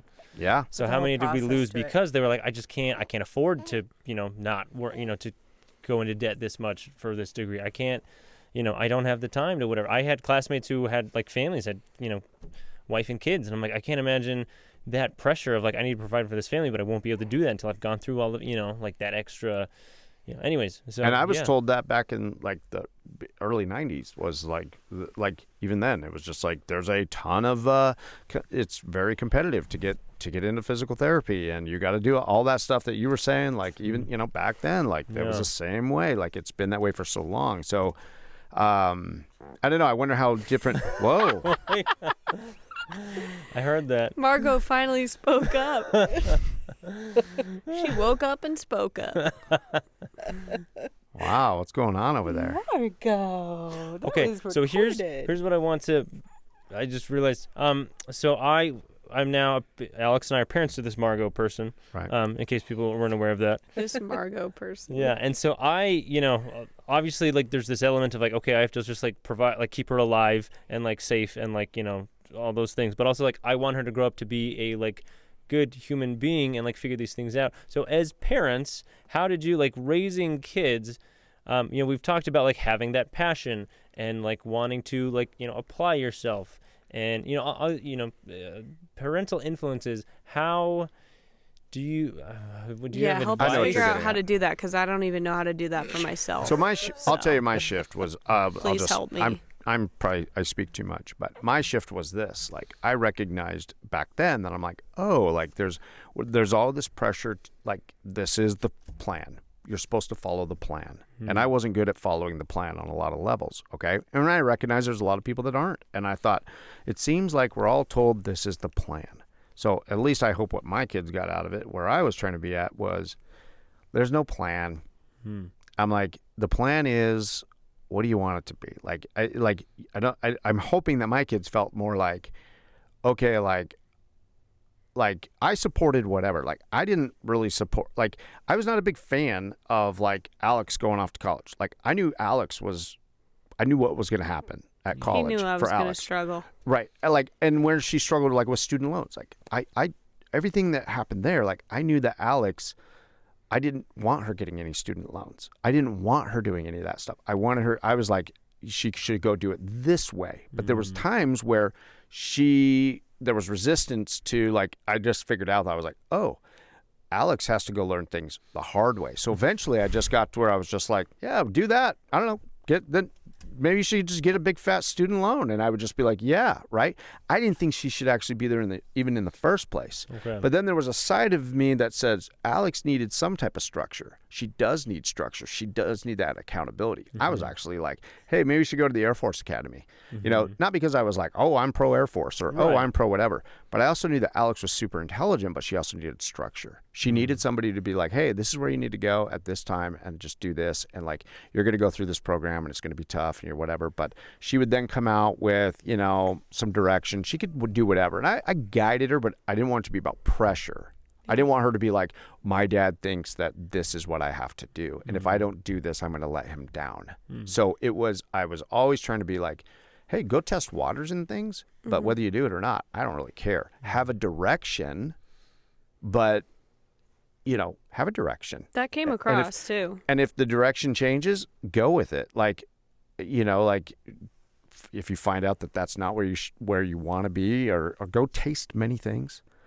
And then figure that out, and then you'll be, you know, you'll be fine. Like, I didn't want it to be like, oh, there's only one plan. There's only one system or one way of going about doing things. So, and every kid is so different. So one kid is this way and has this, and the next kid is completely different. And I think having this is what you have to do in life and this is how you have to be is like all thrown out the window. Because I think it's dependent. All the kids are, they're all different. Yeah, so there's like no one plan you can go through. Like there's just not there, you know. And I'm still in the thick of obviously raising kids, and you know, I have one daughter who owns a business. I have another one that's, you know, super artistic, and she's wanting to go be a tattoo artist, you know, and who knows what the other one will do, you know. So we'll see. I mean, it's all over the place, you know. So. I know now I look back, I think the Air Force Academy would have been too much structure. Probably so. There's a balance for me. I can't have no structure, but I can't have too much structure. I don't thrive in either of them. Yeah. I don't know if that makes sense. So do you, I mean, so this is, what, you know, having picked up being married to you and getting to know you, is that you have a lot of these similarities of like, I don't have this one thing I want, and, you know, there's not a plan to get to it because I don't even know what that end goal is. I'm just trying to figure out, you know, I kind of think I like doing this. I like working in this way, you know. I don't know what I'm trying to say. Yeah, did you have a question or something?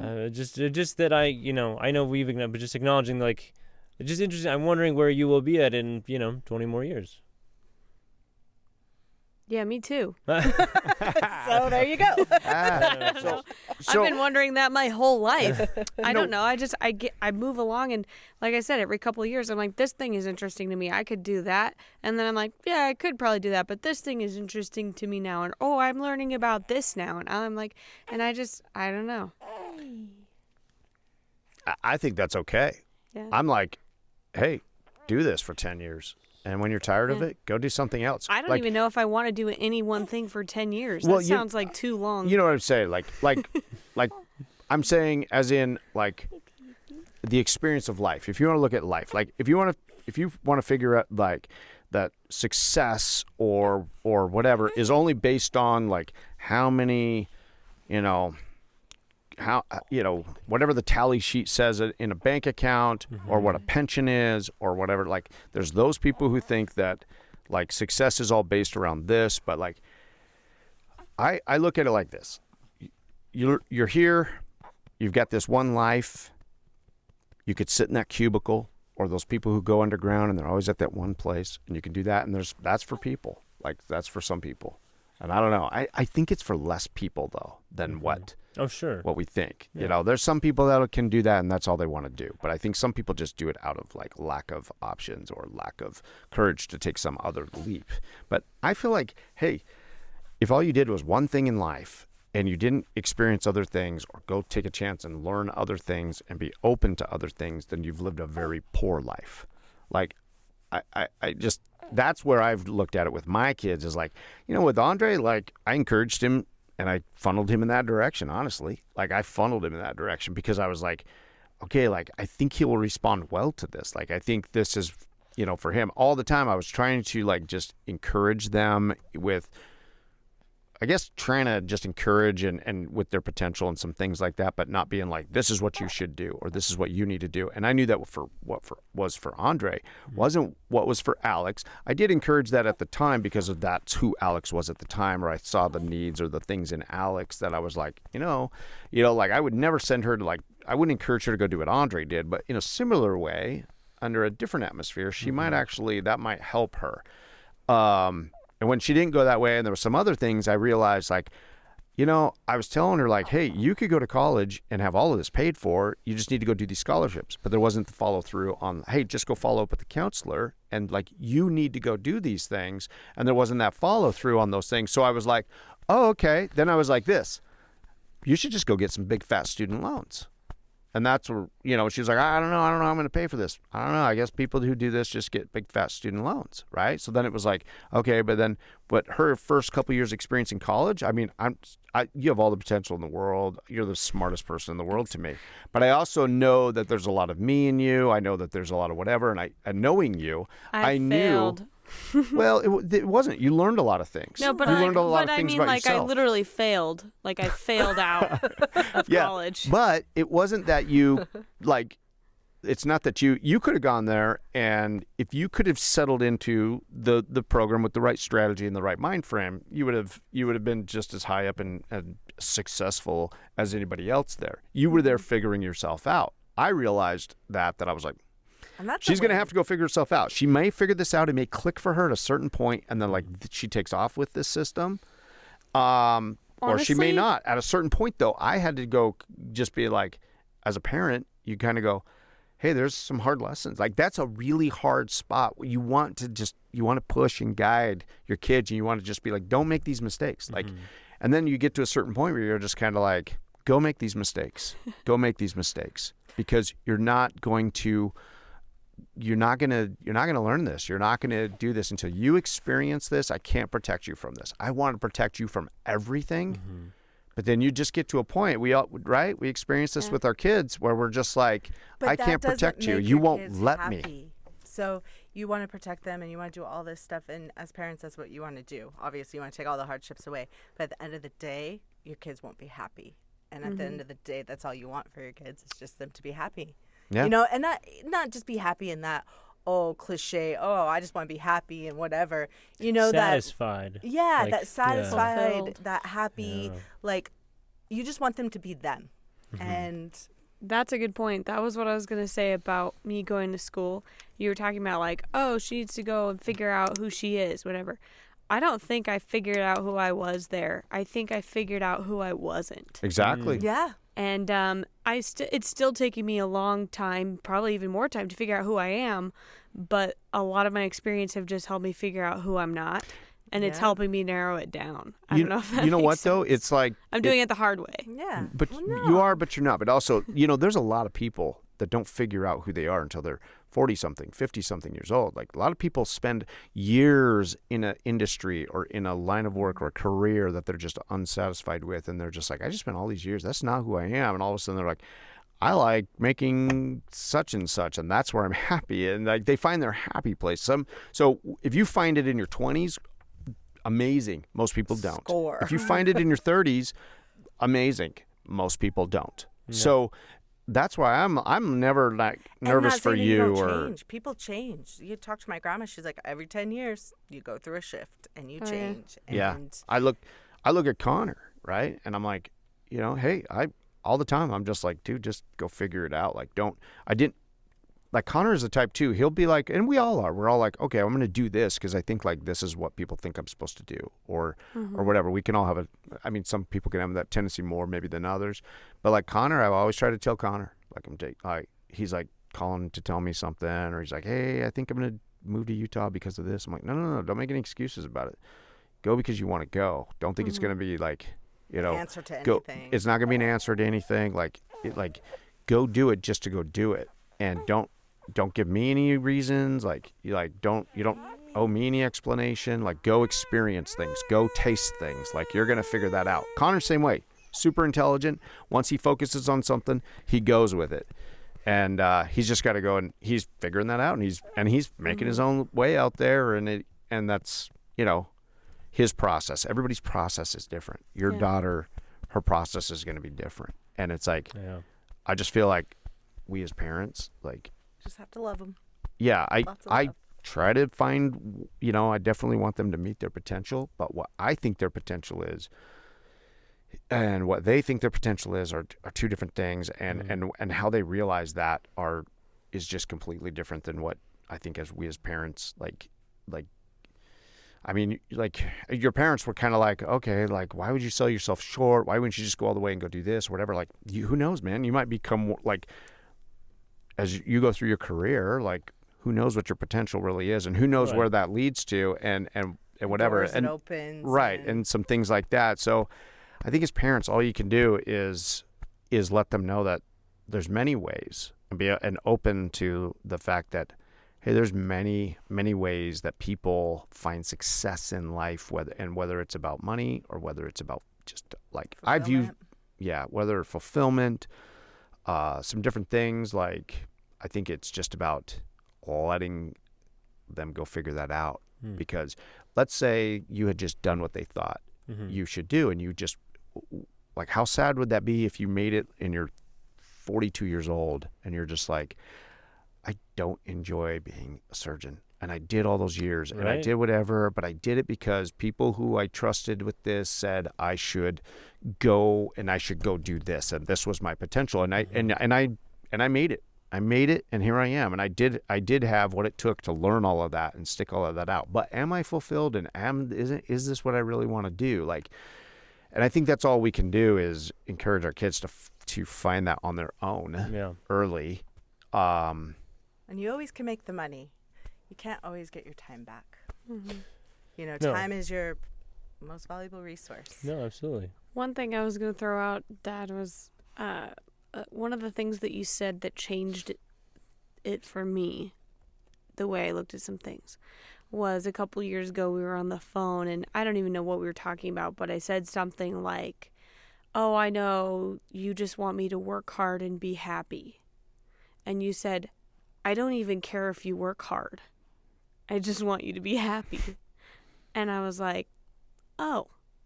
And I realized, and I told Andy that I was like, I've had all this internal pressure from myself my whole life because I've seen how hard my parents have worked to make things work and make sure that we had everything that we needed and things that we wanted and have fun family experiences and whatever. Like, that's one of the things that I always respected about you both, was that you both worked hard and have excellent work ethic. And that was one of those things that I didn't realize I was putting pressure on myself to, like, do things that I didn't want to do because I thought I was working hard and, like, was going to live up to that somehow, which it seems kind of weird and twisted. It doesn't make sense looking back now. But it was like you telling me that, like, I don't even care if you work hard. It took off so much pressure that wasn't even coming from you. It was coming from me. But, like, then I was like, oh, I'm just going to go do what I want to do then and, like, have fun. Yeah. And then I was like, I work part-time at a climbing gym and I like it. And then in my free time, I, like, hike around and make weird mushroom art, and that's fine. To somebody else, that's work. Like that's work. But you don't even view that as work. Yeah, You see what I'm saying? I'm just, like, having fun. We're, like, going on adventures, and that's just, like, what I want to do with my life. And I've got to the point where I'm like, I don't know if I want to have a career. I don't know if I really even have any ambition. I just want to, like, be with my family and experience life and go cool places and learn things and just be able to have the opportunity to do what I want to do when I want to do it. And I currently have that. There you go. So, like, No, that's I guess awesome. I'm happy. So in some ways, I feel like we taught you that lesson of work hard too well, because Connor called me a while back, and he was like, hey, I'm going to, like, they are offering me, like, a promotion, and they're like, it's more money, but, like, I just feel weird. Like, I'm like, well, that's honestly low, dude. You should be asking for more. And he was like, well, I know, but it's like, but I'm not, like, working harder. Like, if I take on those many people and I'm managing all the rest of these people, like, it's not that much more work. And I said, okay. And he's like, yeah, but it's like, I feel like I should be putting in more hours. If they're going to pay me this much, I should be putting in more hours, or I should be working harder. And I said, no. I said, you've got this all wrong. I'm like, you bring value in other ways, okay? And it's not about how many hours you put in. It's not about how hard you're working. I said it might be that you're on a golf course and you make one decision that month that makes that company hundreds of thousands or millions of dollars over that next year or whatever. But that one decision you had to make off of that golf course, I said, I thought you had to work too hard. Like you took that too to heart. Like you have to figure out what your value is in a different way and get out of this mind frame that you have to sweat this much or that you have to put in these many hours to bring enough value. You have to look at value differently. And I said, because you'll never be able to work hard enough to then do what you want to do or whatever. You have to treat it as in value. And what do you bring in value? And I said, so once you figure that out, then what you make and it is limitless. You're putting it on to an hour or to an effort, but it's not. It's how much value do you bring? I said, figure out where you bring in value. Your income is limitless. So, and I've had to learn that the hard way. Like, I've put in the hours. I put in the things with our own food truck. And, we put in hours and we worked really hard. But, what we learned over time is like, okay, well, we can't always keep doing that. But we can create value, and we have created value in other ways. We've created some other things where we're like, oh, so now we know how to scale. We can scale some other things, or we have the potential to scale other things because we learned that of like, we can't keep working so hard, but what is our value? And how can we scale that? How can we apply that? And then that value, that is limitless. It's not how many, like I can make you a burrito today or I can make you a burger today, but you know what? Tomorrow you're hungry again and I got to make you another burger, And so that's kind of the trap in some ways. For some people, that's really all they want and they're okay with that. And I'm all for that. Like sometimes I wish I could just be that guy who just does that. It's almost more freeing, but to now be like, no, I'm trying to achieve some other things. It's about how do I take that? How do I create value? And how do I put that out there in a different way to where now it's not about how much you do per hour or how much you whatever. It's anyway, if I'm making sense on that. Anyway, that's funny that you said that because Connor said the same thing. He was just like, I feel like I'm not working hard enough though if they're going to pay me that much. And I'm like, no, you're bringing them value. So you're going to work less and less physically. Right. You're going to work less hours. You're going to whatever. In other ways, you're going to still work. But it's not going to feel like work, and it's going to feel, you're going to figure this out for yourself. It's a mind shift, and people need to go through this mind shift before they're going to then achieve higher things. Like that's the difference between those who are out there flying around in jets and doing whatever else. It's not how much they swept or mopped that place, how many hours they spent cleaning that. Whatever, it's how they brought value in a different way. Well, plus I just had to remind myself at one point I was like, and this is something I told Connor too when I was trying to get him to take vacation days to come up and visit us, and he was like, I don't know though, I don't know if I can, and I'm like, you literally have that built in, like you can take days off, like it's okay, you're an employee, like that's part of the benefit of that, Anyway, but I just was realizing like someday when I'm on my deathbed, am I going to look back and think, I wish I worked more. I wish I worked harder. Like, no.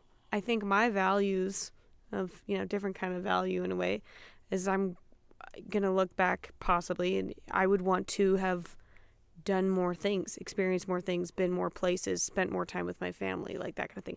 I'm not saying Connor doesn't value those things, but I'm just saying like, oh, sometimes I just need that extra little bit of perspective of like, I don't really care if I work more or work harder, and that's okay. Well, and I think it's good that we have good work ethic, and he does, and you do, and things like that. But it is a mind shift that, I guess I should say work harder in like the traditional sense of Correct. what people deem as successful in society. Right. Yeah. But once you're doing what you love, whether it's out you're climbing or whether you're doing something, and let's say you can actually make a living from one of those things, like the people always say, oh, it never feels like, if you love it, it doesn't feel like work. In a way, that's kind of true. Like you will find things like that you'll do and you'll put a tremendous amount of time and effort into that you love. And other people will be like, that's a lot of work.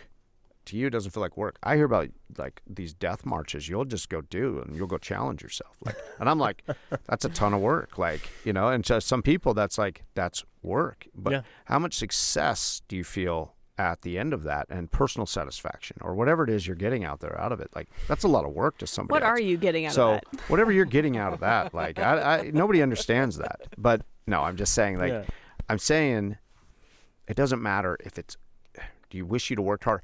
You might be like on your deathbed saying, I wish I'd have worked harder. And in other words, I wish I'd have worked harder to go hit that last of the 7 great peaks. You know, like you might have those regrets that you didn't work harder. Why didn't I just pull a dog sled by myself across Antarctica?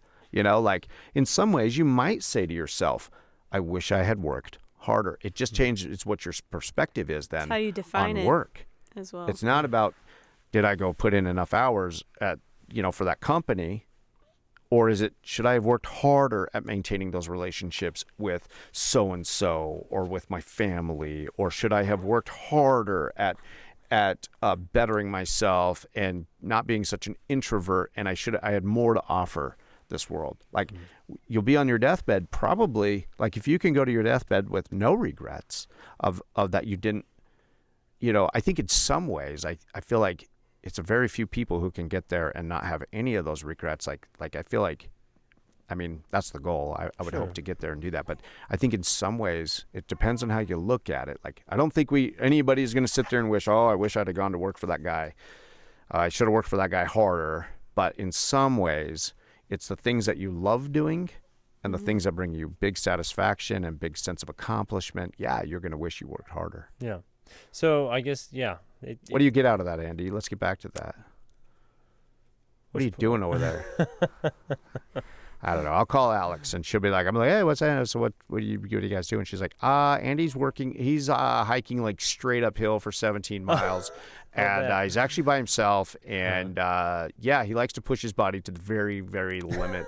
And then, he'll be back tomorrow. And he's up on top of this mountain by himself. And but he loves that.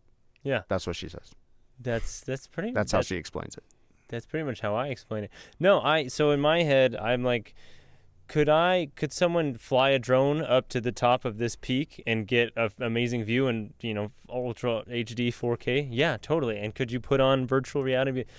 Yeah, but when I get there to enjoy that view, I'm like, I earned that. You know, I took the trail that not everyone could do, and I stuck it out, and I pushed, and I got there, and I get the satisfaction of knowing. And it's honestly, it's never about. I saw a quote the other day that, like, I was like, wow, that really summed it up. It's something about, like, it's not about being at the top of the mountain. It's you working up the side of that mountain is where it's the climb. Yeah. It is. Miley got it. Yeah. It is. And so but it's, to me, it's like, again, it's this. There's a physical element of, like, I like pushing myself, and I like feeling that, like, that I don't like my brain. It's not like I'm like out there like pulling Bear Grylls stuff, but you know that, like, I get in this flow. You know, I don't know if you probably have it at the food truck or whatever. You know, yeah. We're making, you know, but like I just, like, you know, and obviously I enjoy my career, but like that's where I'm like, man, I'm going, I'm in this zone. I'm just like, my heart rate's up and I'm pushing, but I feel good about it. I just like.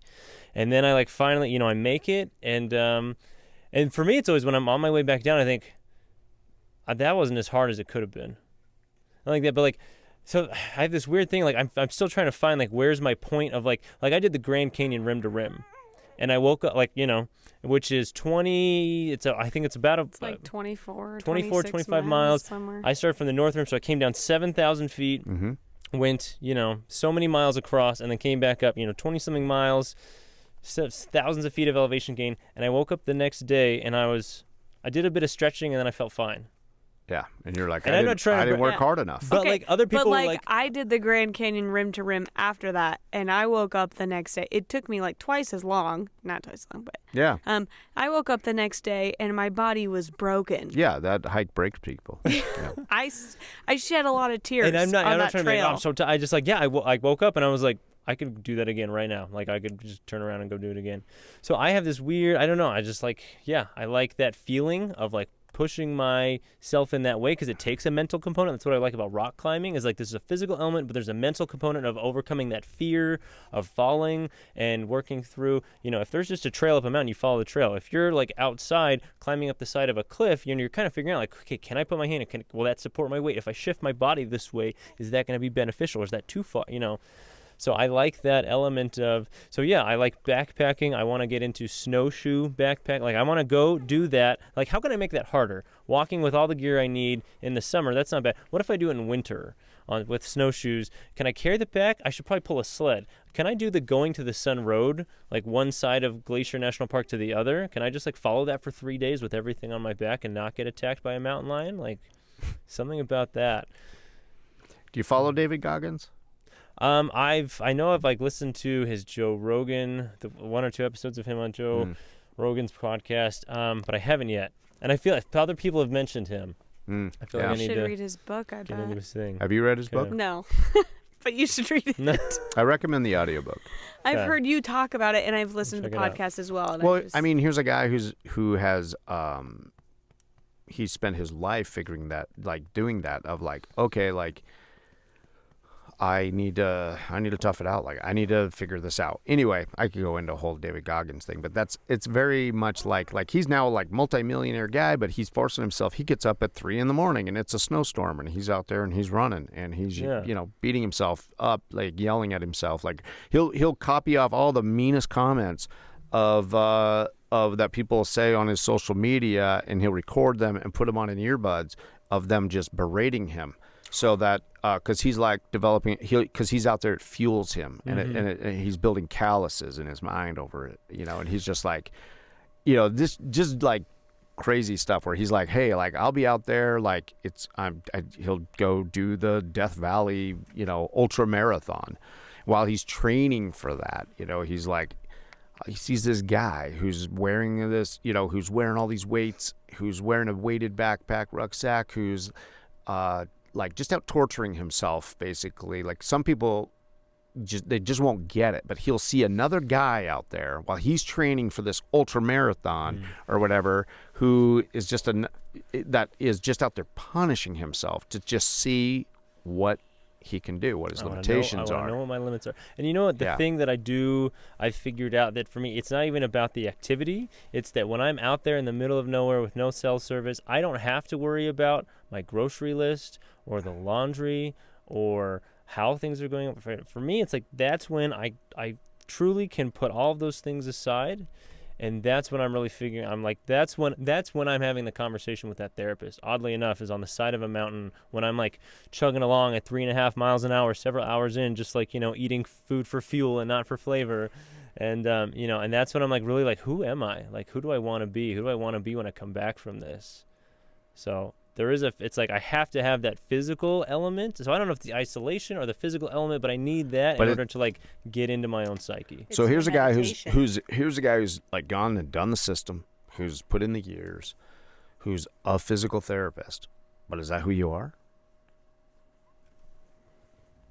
I don't know. That's what pays the bills. Because when you're out there and you're trying to find out who you are, it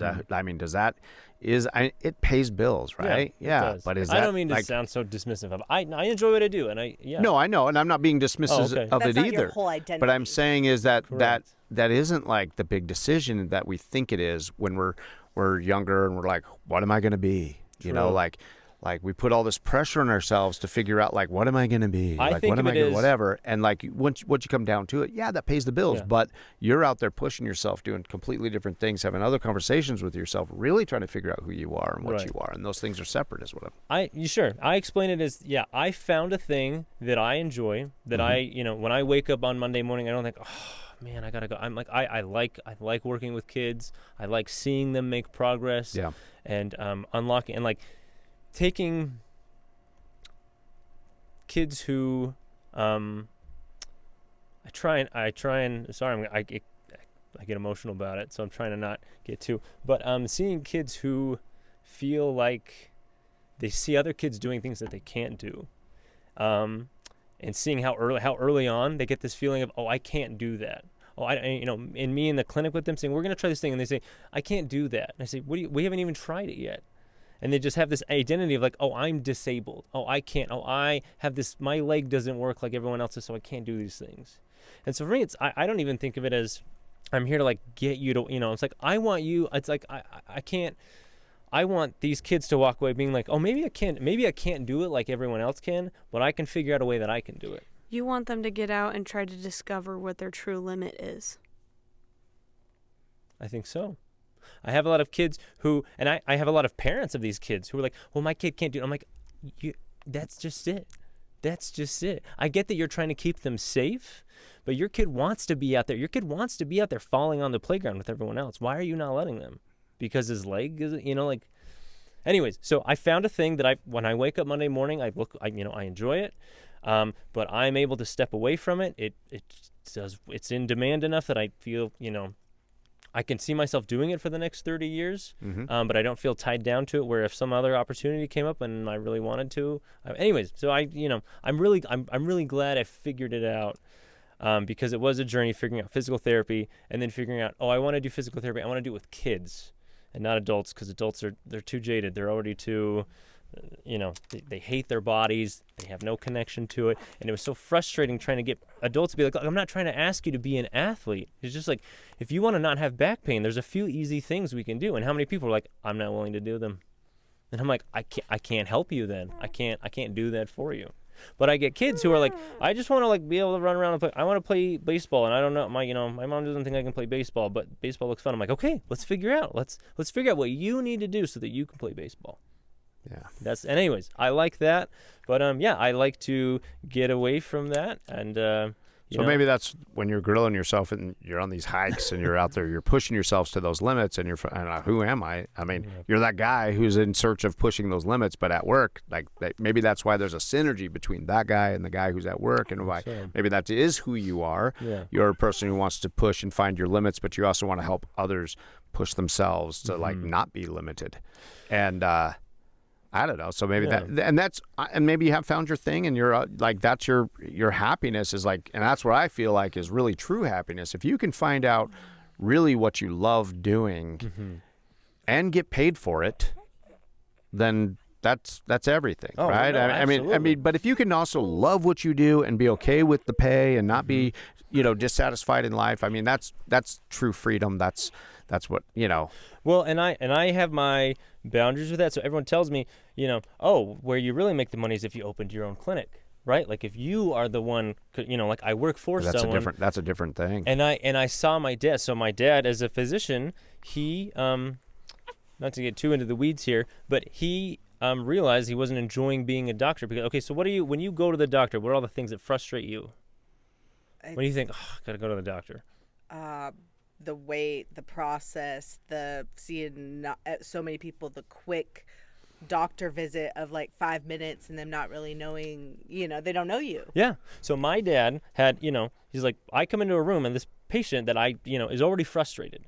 And it's hard to connect with them, and I feel stressed because I don't have the time. They're double booked. I have 2 people to see every 15 minutes. How I can't spend 15. You get told, you have a 15-minute appointment. He's like, I can't spend. So he got frustrated with all these things, and he was like, I don't. This isn't what I got into this for. I don't want to do this for the rest of my life. So he opened his own clinic, and it was just him. He was like, what are all the things that my patients hate about going to the doctor? I'm going to eliminate all of them. So he's like, he opened his own clinic. He said, I'm the only doctor. You don't see a nurse, and that you just walk in, and I say, good morning, come on in, let's get your blood pressure. He says, you see me, I book you for a 20-minute slot, and I have you for 20 minutes. I don't double book. You see me for 20 minutes. You don't have to deal with anyone else. So, and so he kind of just like, what are all these things that my patients, so I want my patients comfortable and being able to connect with me, because that's how I can truly help them. And I saw how much that meant to him, but I saw how much he had to sacrifice. So he opened his own clinic. He was the only provider. My mom was the office manager. He's like, I can't afford to pay someone to help me out run all, so I need to be the doctor. So my mom was handling all the insurance and the billing and stuff. I would come in after school to be at the front desk answering phones, and and then I kind of became his medical assistant. So truly, like we came on the weekend. I was in on their weekends, like scrubbing the floors and like replacing all the things in the rooms and stuff. And so so it opened up that connection that he wanted from being a doctor, but it required, he was putting in easily 60-hour weeks. He was in there every weekend getting and he was getting caught up on notes. If you're truly spending 20 minutes every 20 minutes talking to a patient, You don't get paid talking to the patients. You get paid typing up a note and submitting that to the insurance. That's where you get paid in the medical field. Yeah. But you don't, so he would be every Saturday and Sunday afternoons. We get home from church, we do something, and then he's got to go to the office and get caught up. He never did it at home. He'd go to the office and he'd be there for hours, just. And so I saw how important that was to him, but also how much he had to sacrifice. And I remember thinking to myself, I don't want to have to do that. I don't want that. If I ever get to that point, I've taken it too far. Yeah. Like, it was important to him. It came together one time when I was in college and I came home for Christmas, and I kind of grew up, I had some kind of difficulties at home, but made a choice, was out on my own in college, but made a choice to come home for a holiday. And it was Christmas morning. We opened presents, and it's like noon, and you're kind of like, okay, we had all the Christmas thing. And my dad goes, all right, well, I'm going to swing by the office and get it caught up on stuff. I'll see you later. And he left.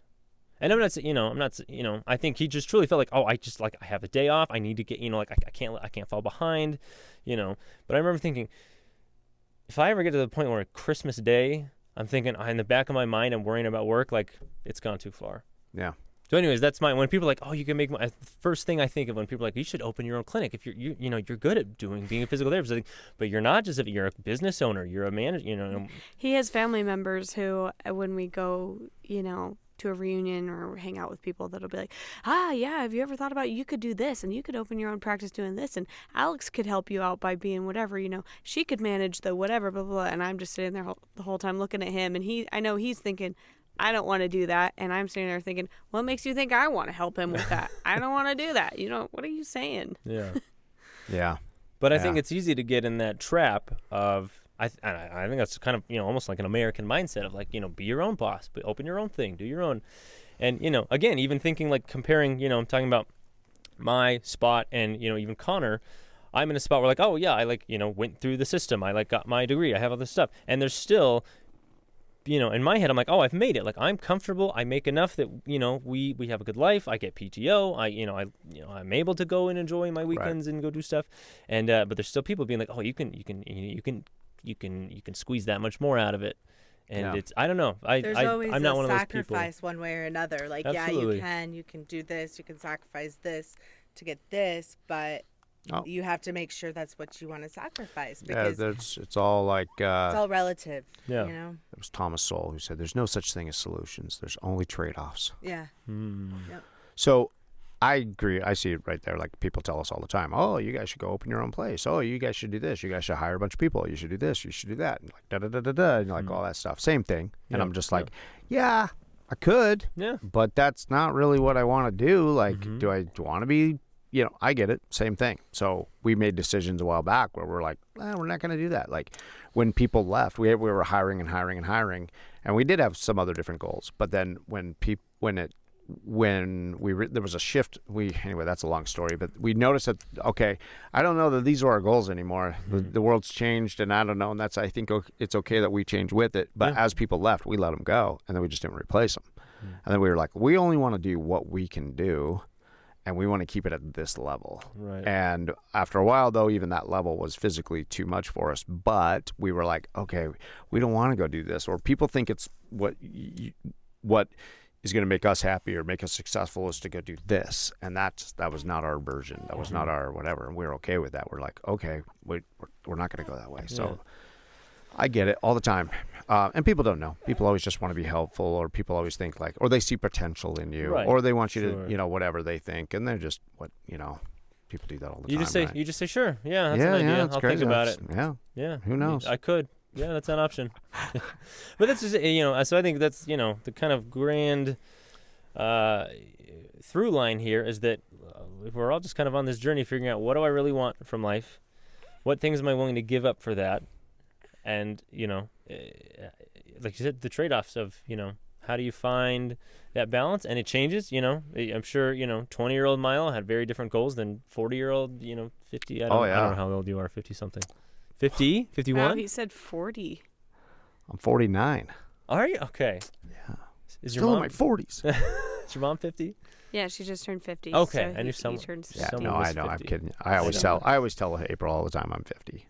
Whenever I'm trying to make excuses for myself. I'm like 50 years old. She's like, you are not. See, Alex is like, well, you're 30 now. Like, yeah. And I'm like, I still got it. I'm just joking. I know you're like more able to do things than I am. You do change. 20-year-old Milo, 20-something-year-old Milo was like not interested in like the ocean. I'll give you an example. Okay, I really don't want to have too much to do with the ocean. I don't. Whatever. Now, 50-year-old Milo is like, all I want to do is go learn the ocean. Like, I want to go learn how to sail. I just want to go learn that could happen. I mean, we might just sell everything and just go buy a sailboat, and who knows? Like, you might just see us once every couple of years. Okay, I'm for Very sunburnt, windburnt. You guys are going to be looking like leather. Yeah, there's a part of me that like in my 20s that was like, no way would I be interested in doing anything about sailing, but 50-year-old Milo, that's what Milo thinks about. Like, so you do, like, you just change, and that's okay. Like, I think people sometimes fight it, though. I think people fight those, like, bigger thoughts or feelings or directions, and they're like, well, I just got to stay here because I got this much time, and I got to put in my pension, all that kind of stuff. Yeah. I don't know.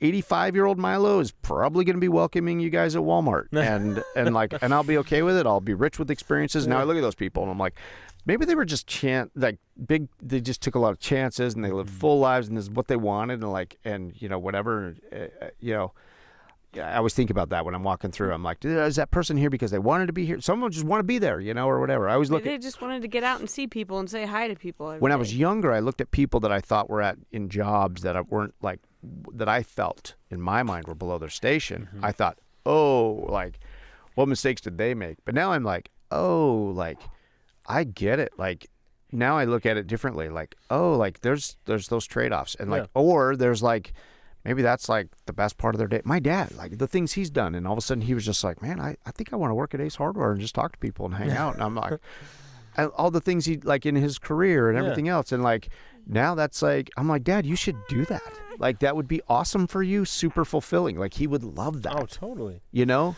that's my, Alex talking like, oh, like, I don't want to be one of those people that just like has like an office job at a cubicle. And I said, no, I get that you don't want that, but that doesn't mean that person's a sucker.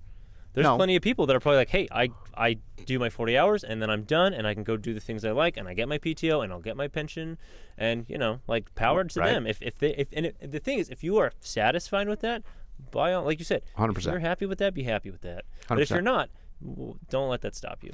Sometimes that, though, I'm not opposed to that being the dues being paid to get someplace else. Right. There was there was times where Connor was like, I don't know that I would want to go up to the mine, or there was, and I said, you know what, the mine isn't like, maybe it's not for you full time, and I didn't want it to be my thing, but I'm like, what if you went up there with a 5-year plan? Yeah. And you just said, hey, I'm going to sleep on my dad's couch for 5 years. I'm going to sock everything away, and then I'm going to come out of there and then go do whatever I want to go do. I'm like, I said, go to college, go buy a business, go buy a van or a backpack and travel around South America for 2 years or whatever. Yeah. But like, as long as you're doing it with a plan, it doesn't really matter what you're doing. Like, so I don't think that anything is below anybody if it's part of the plan. Right.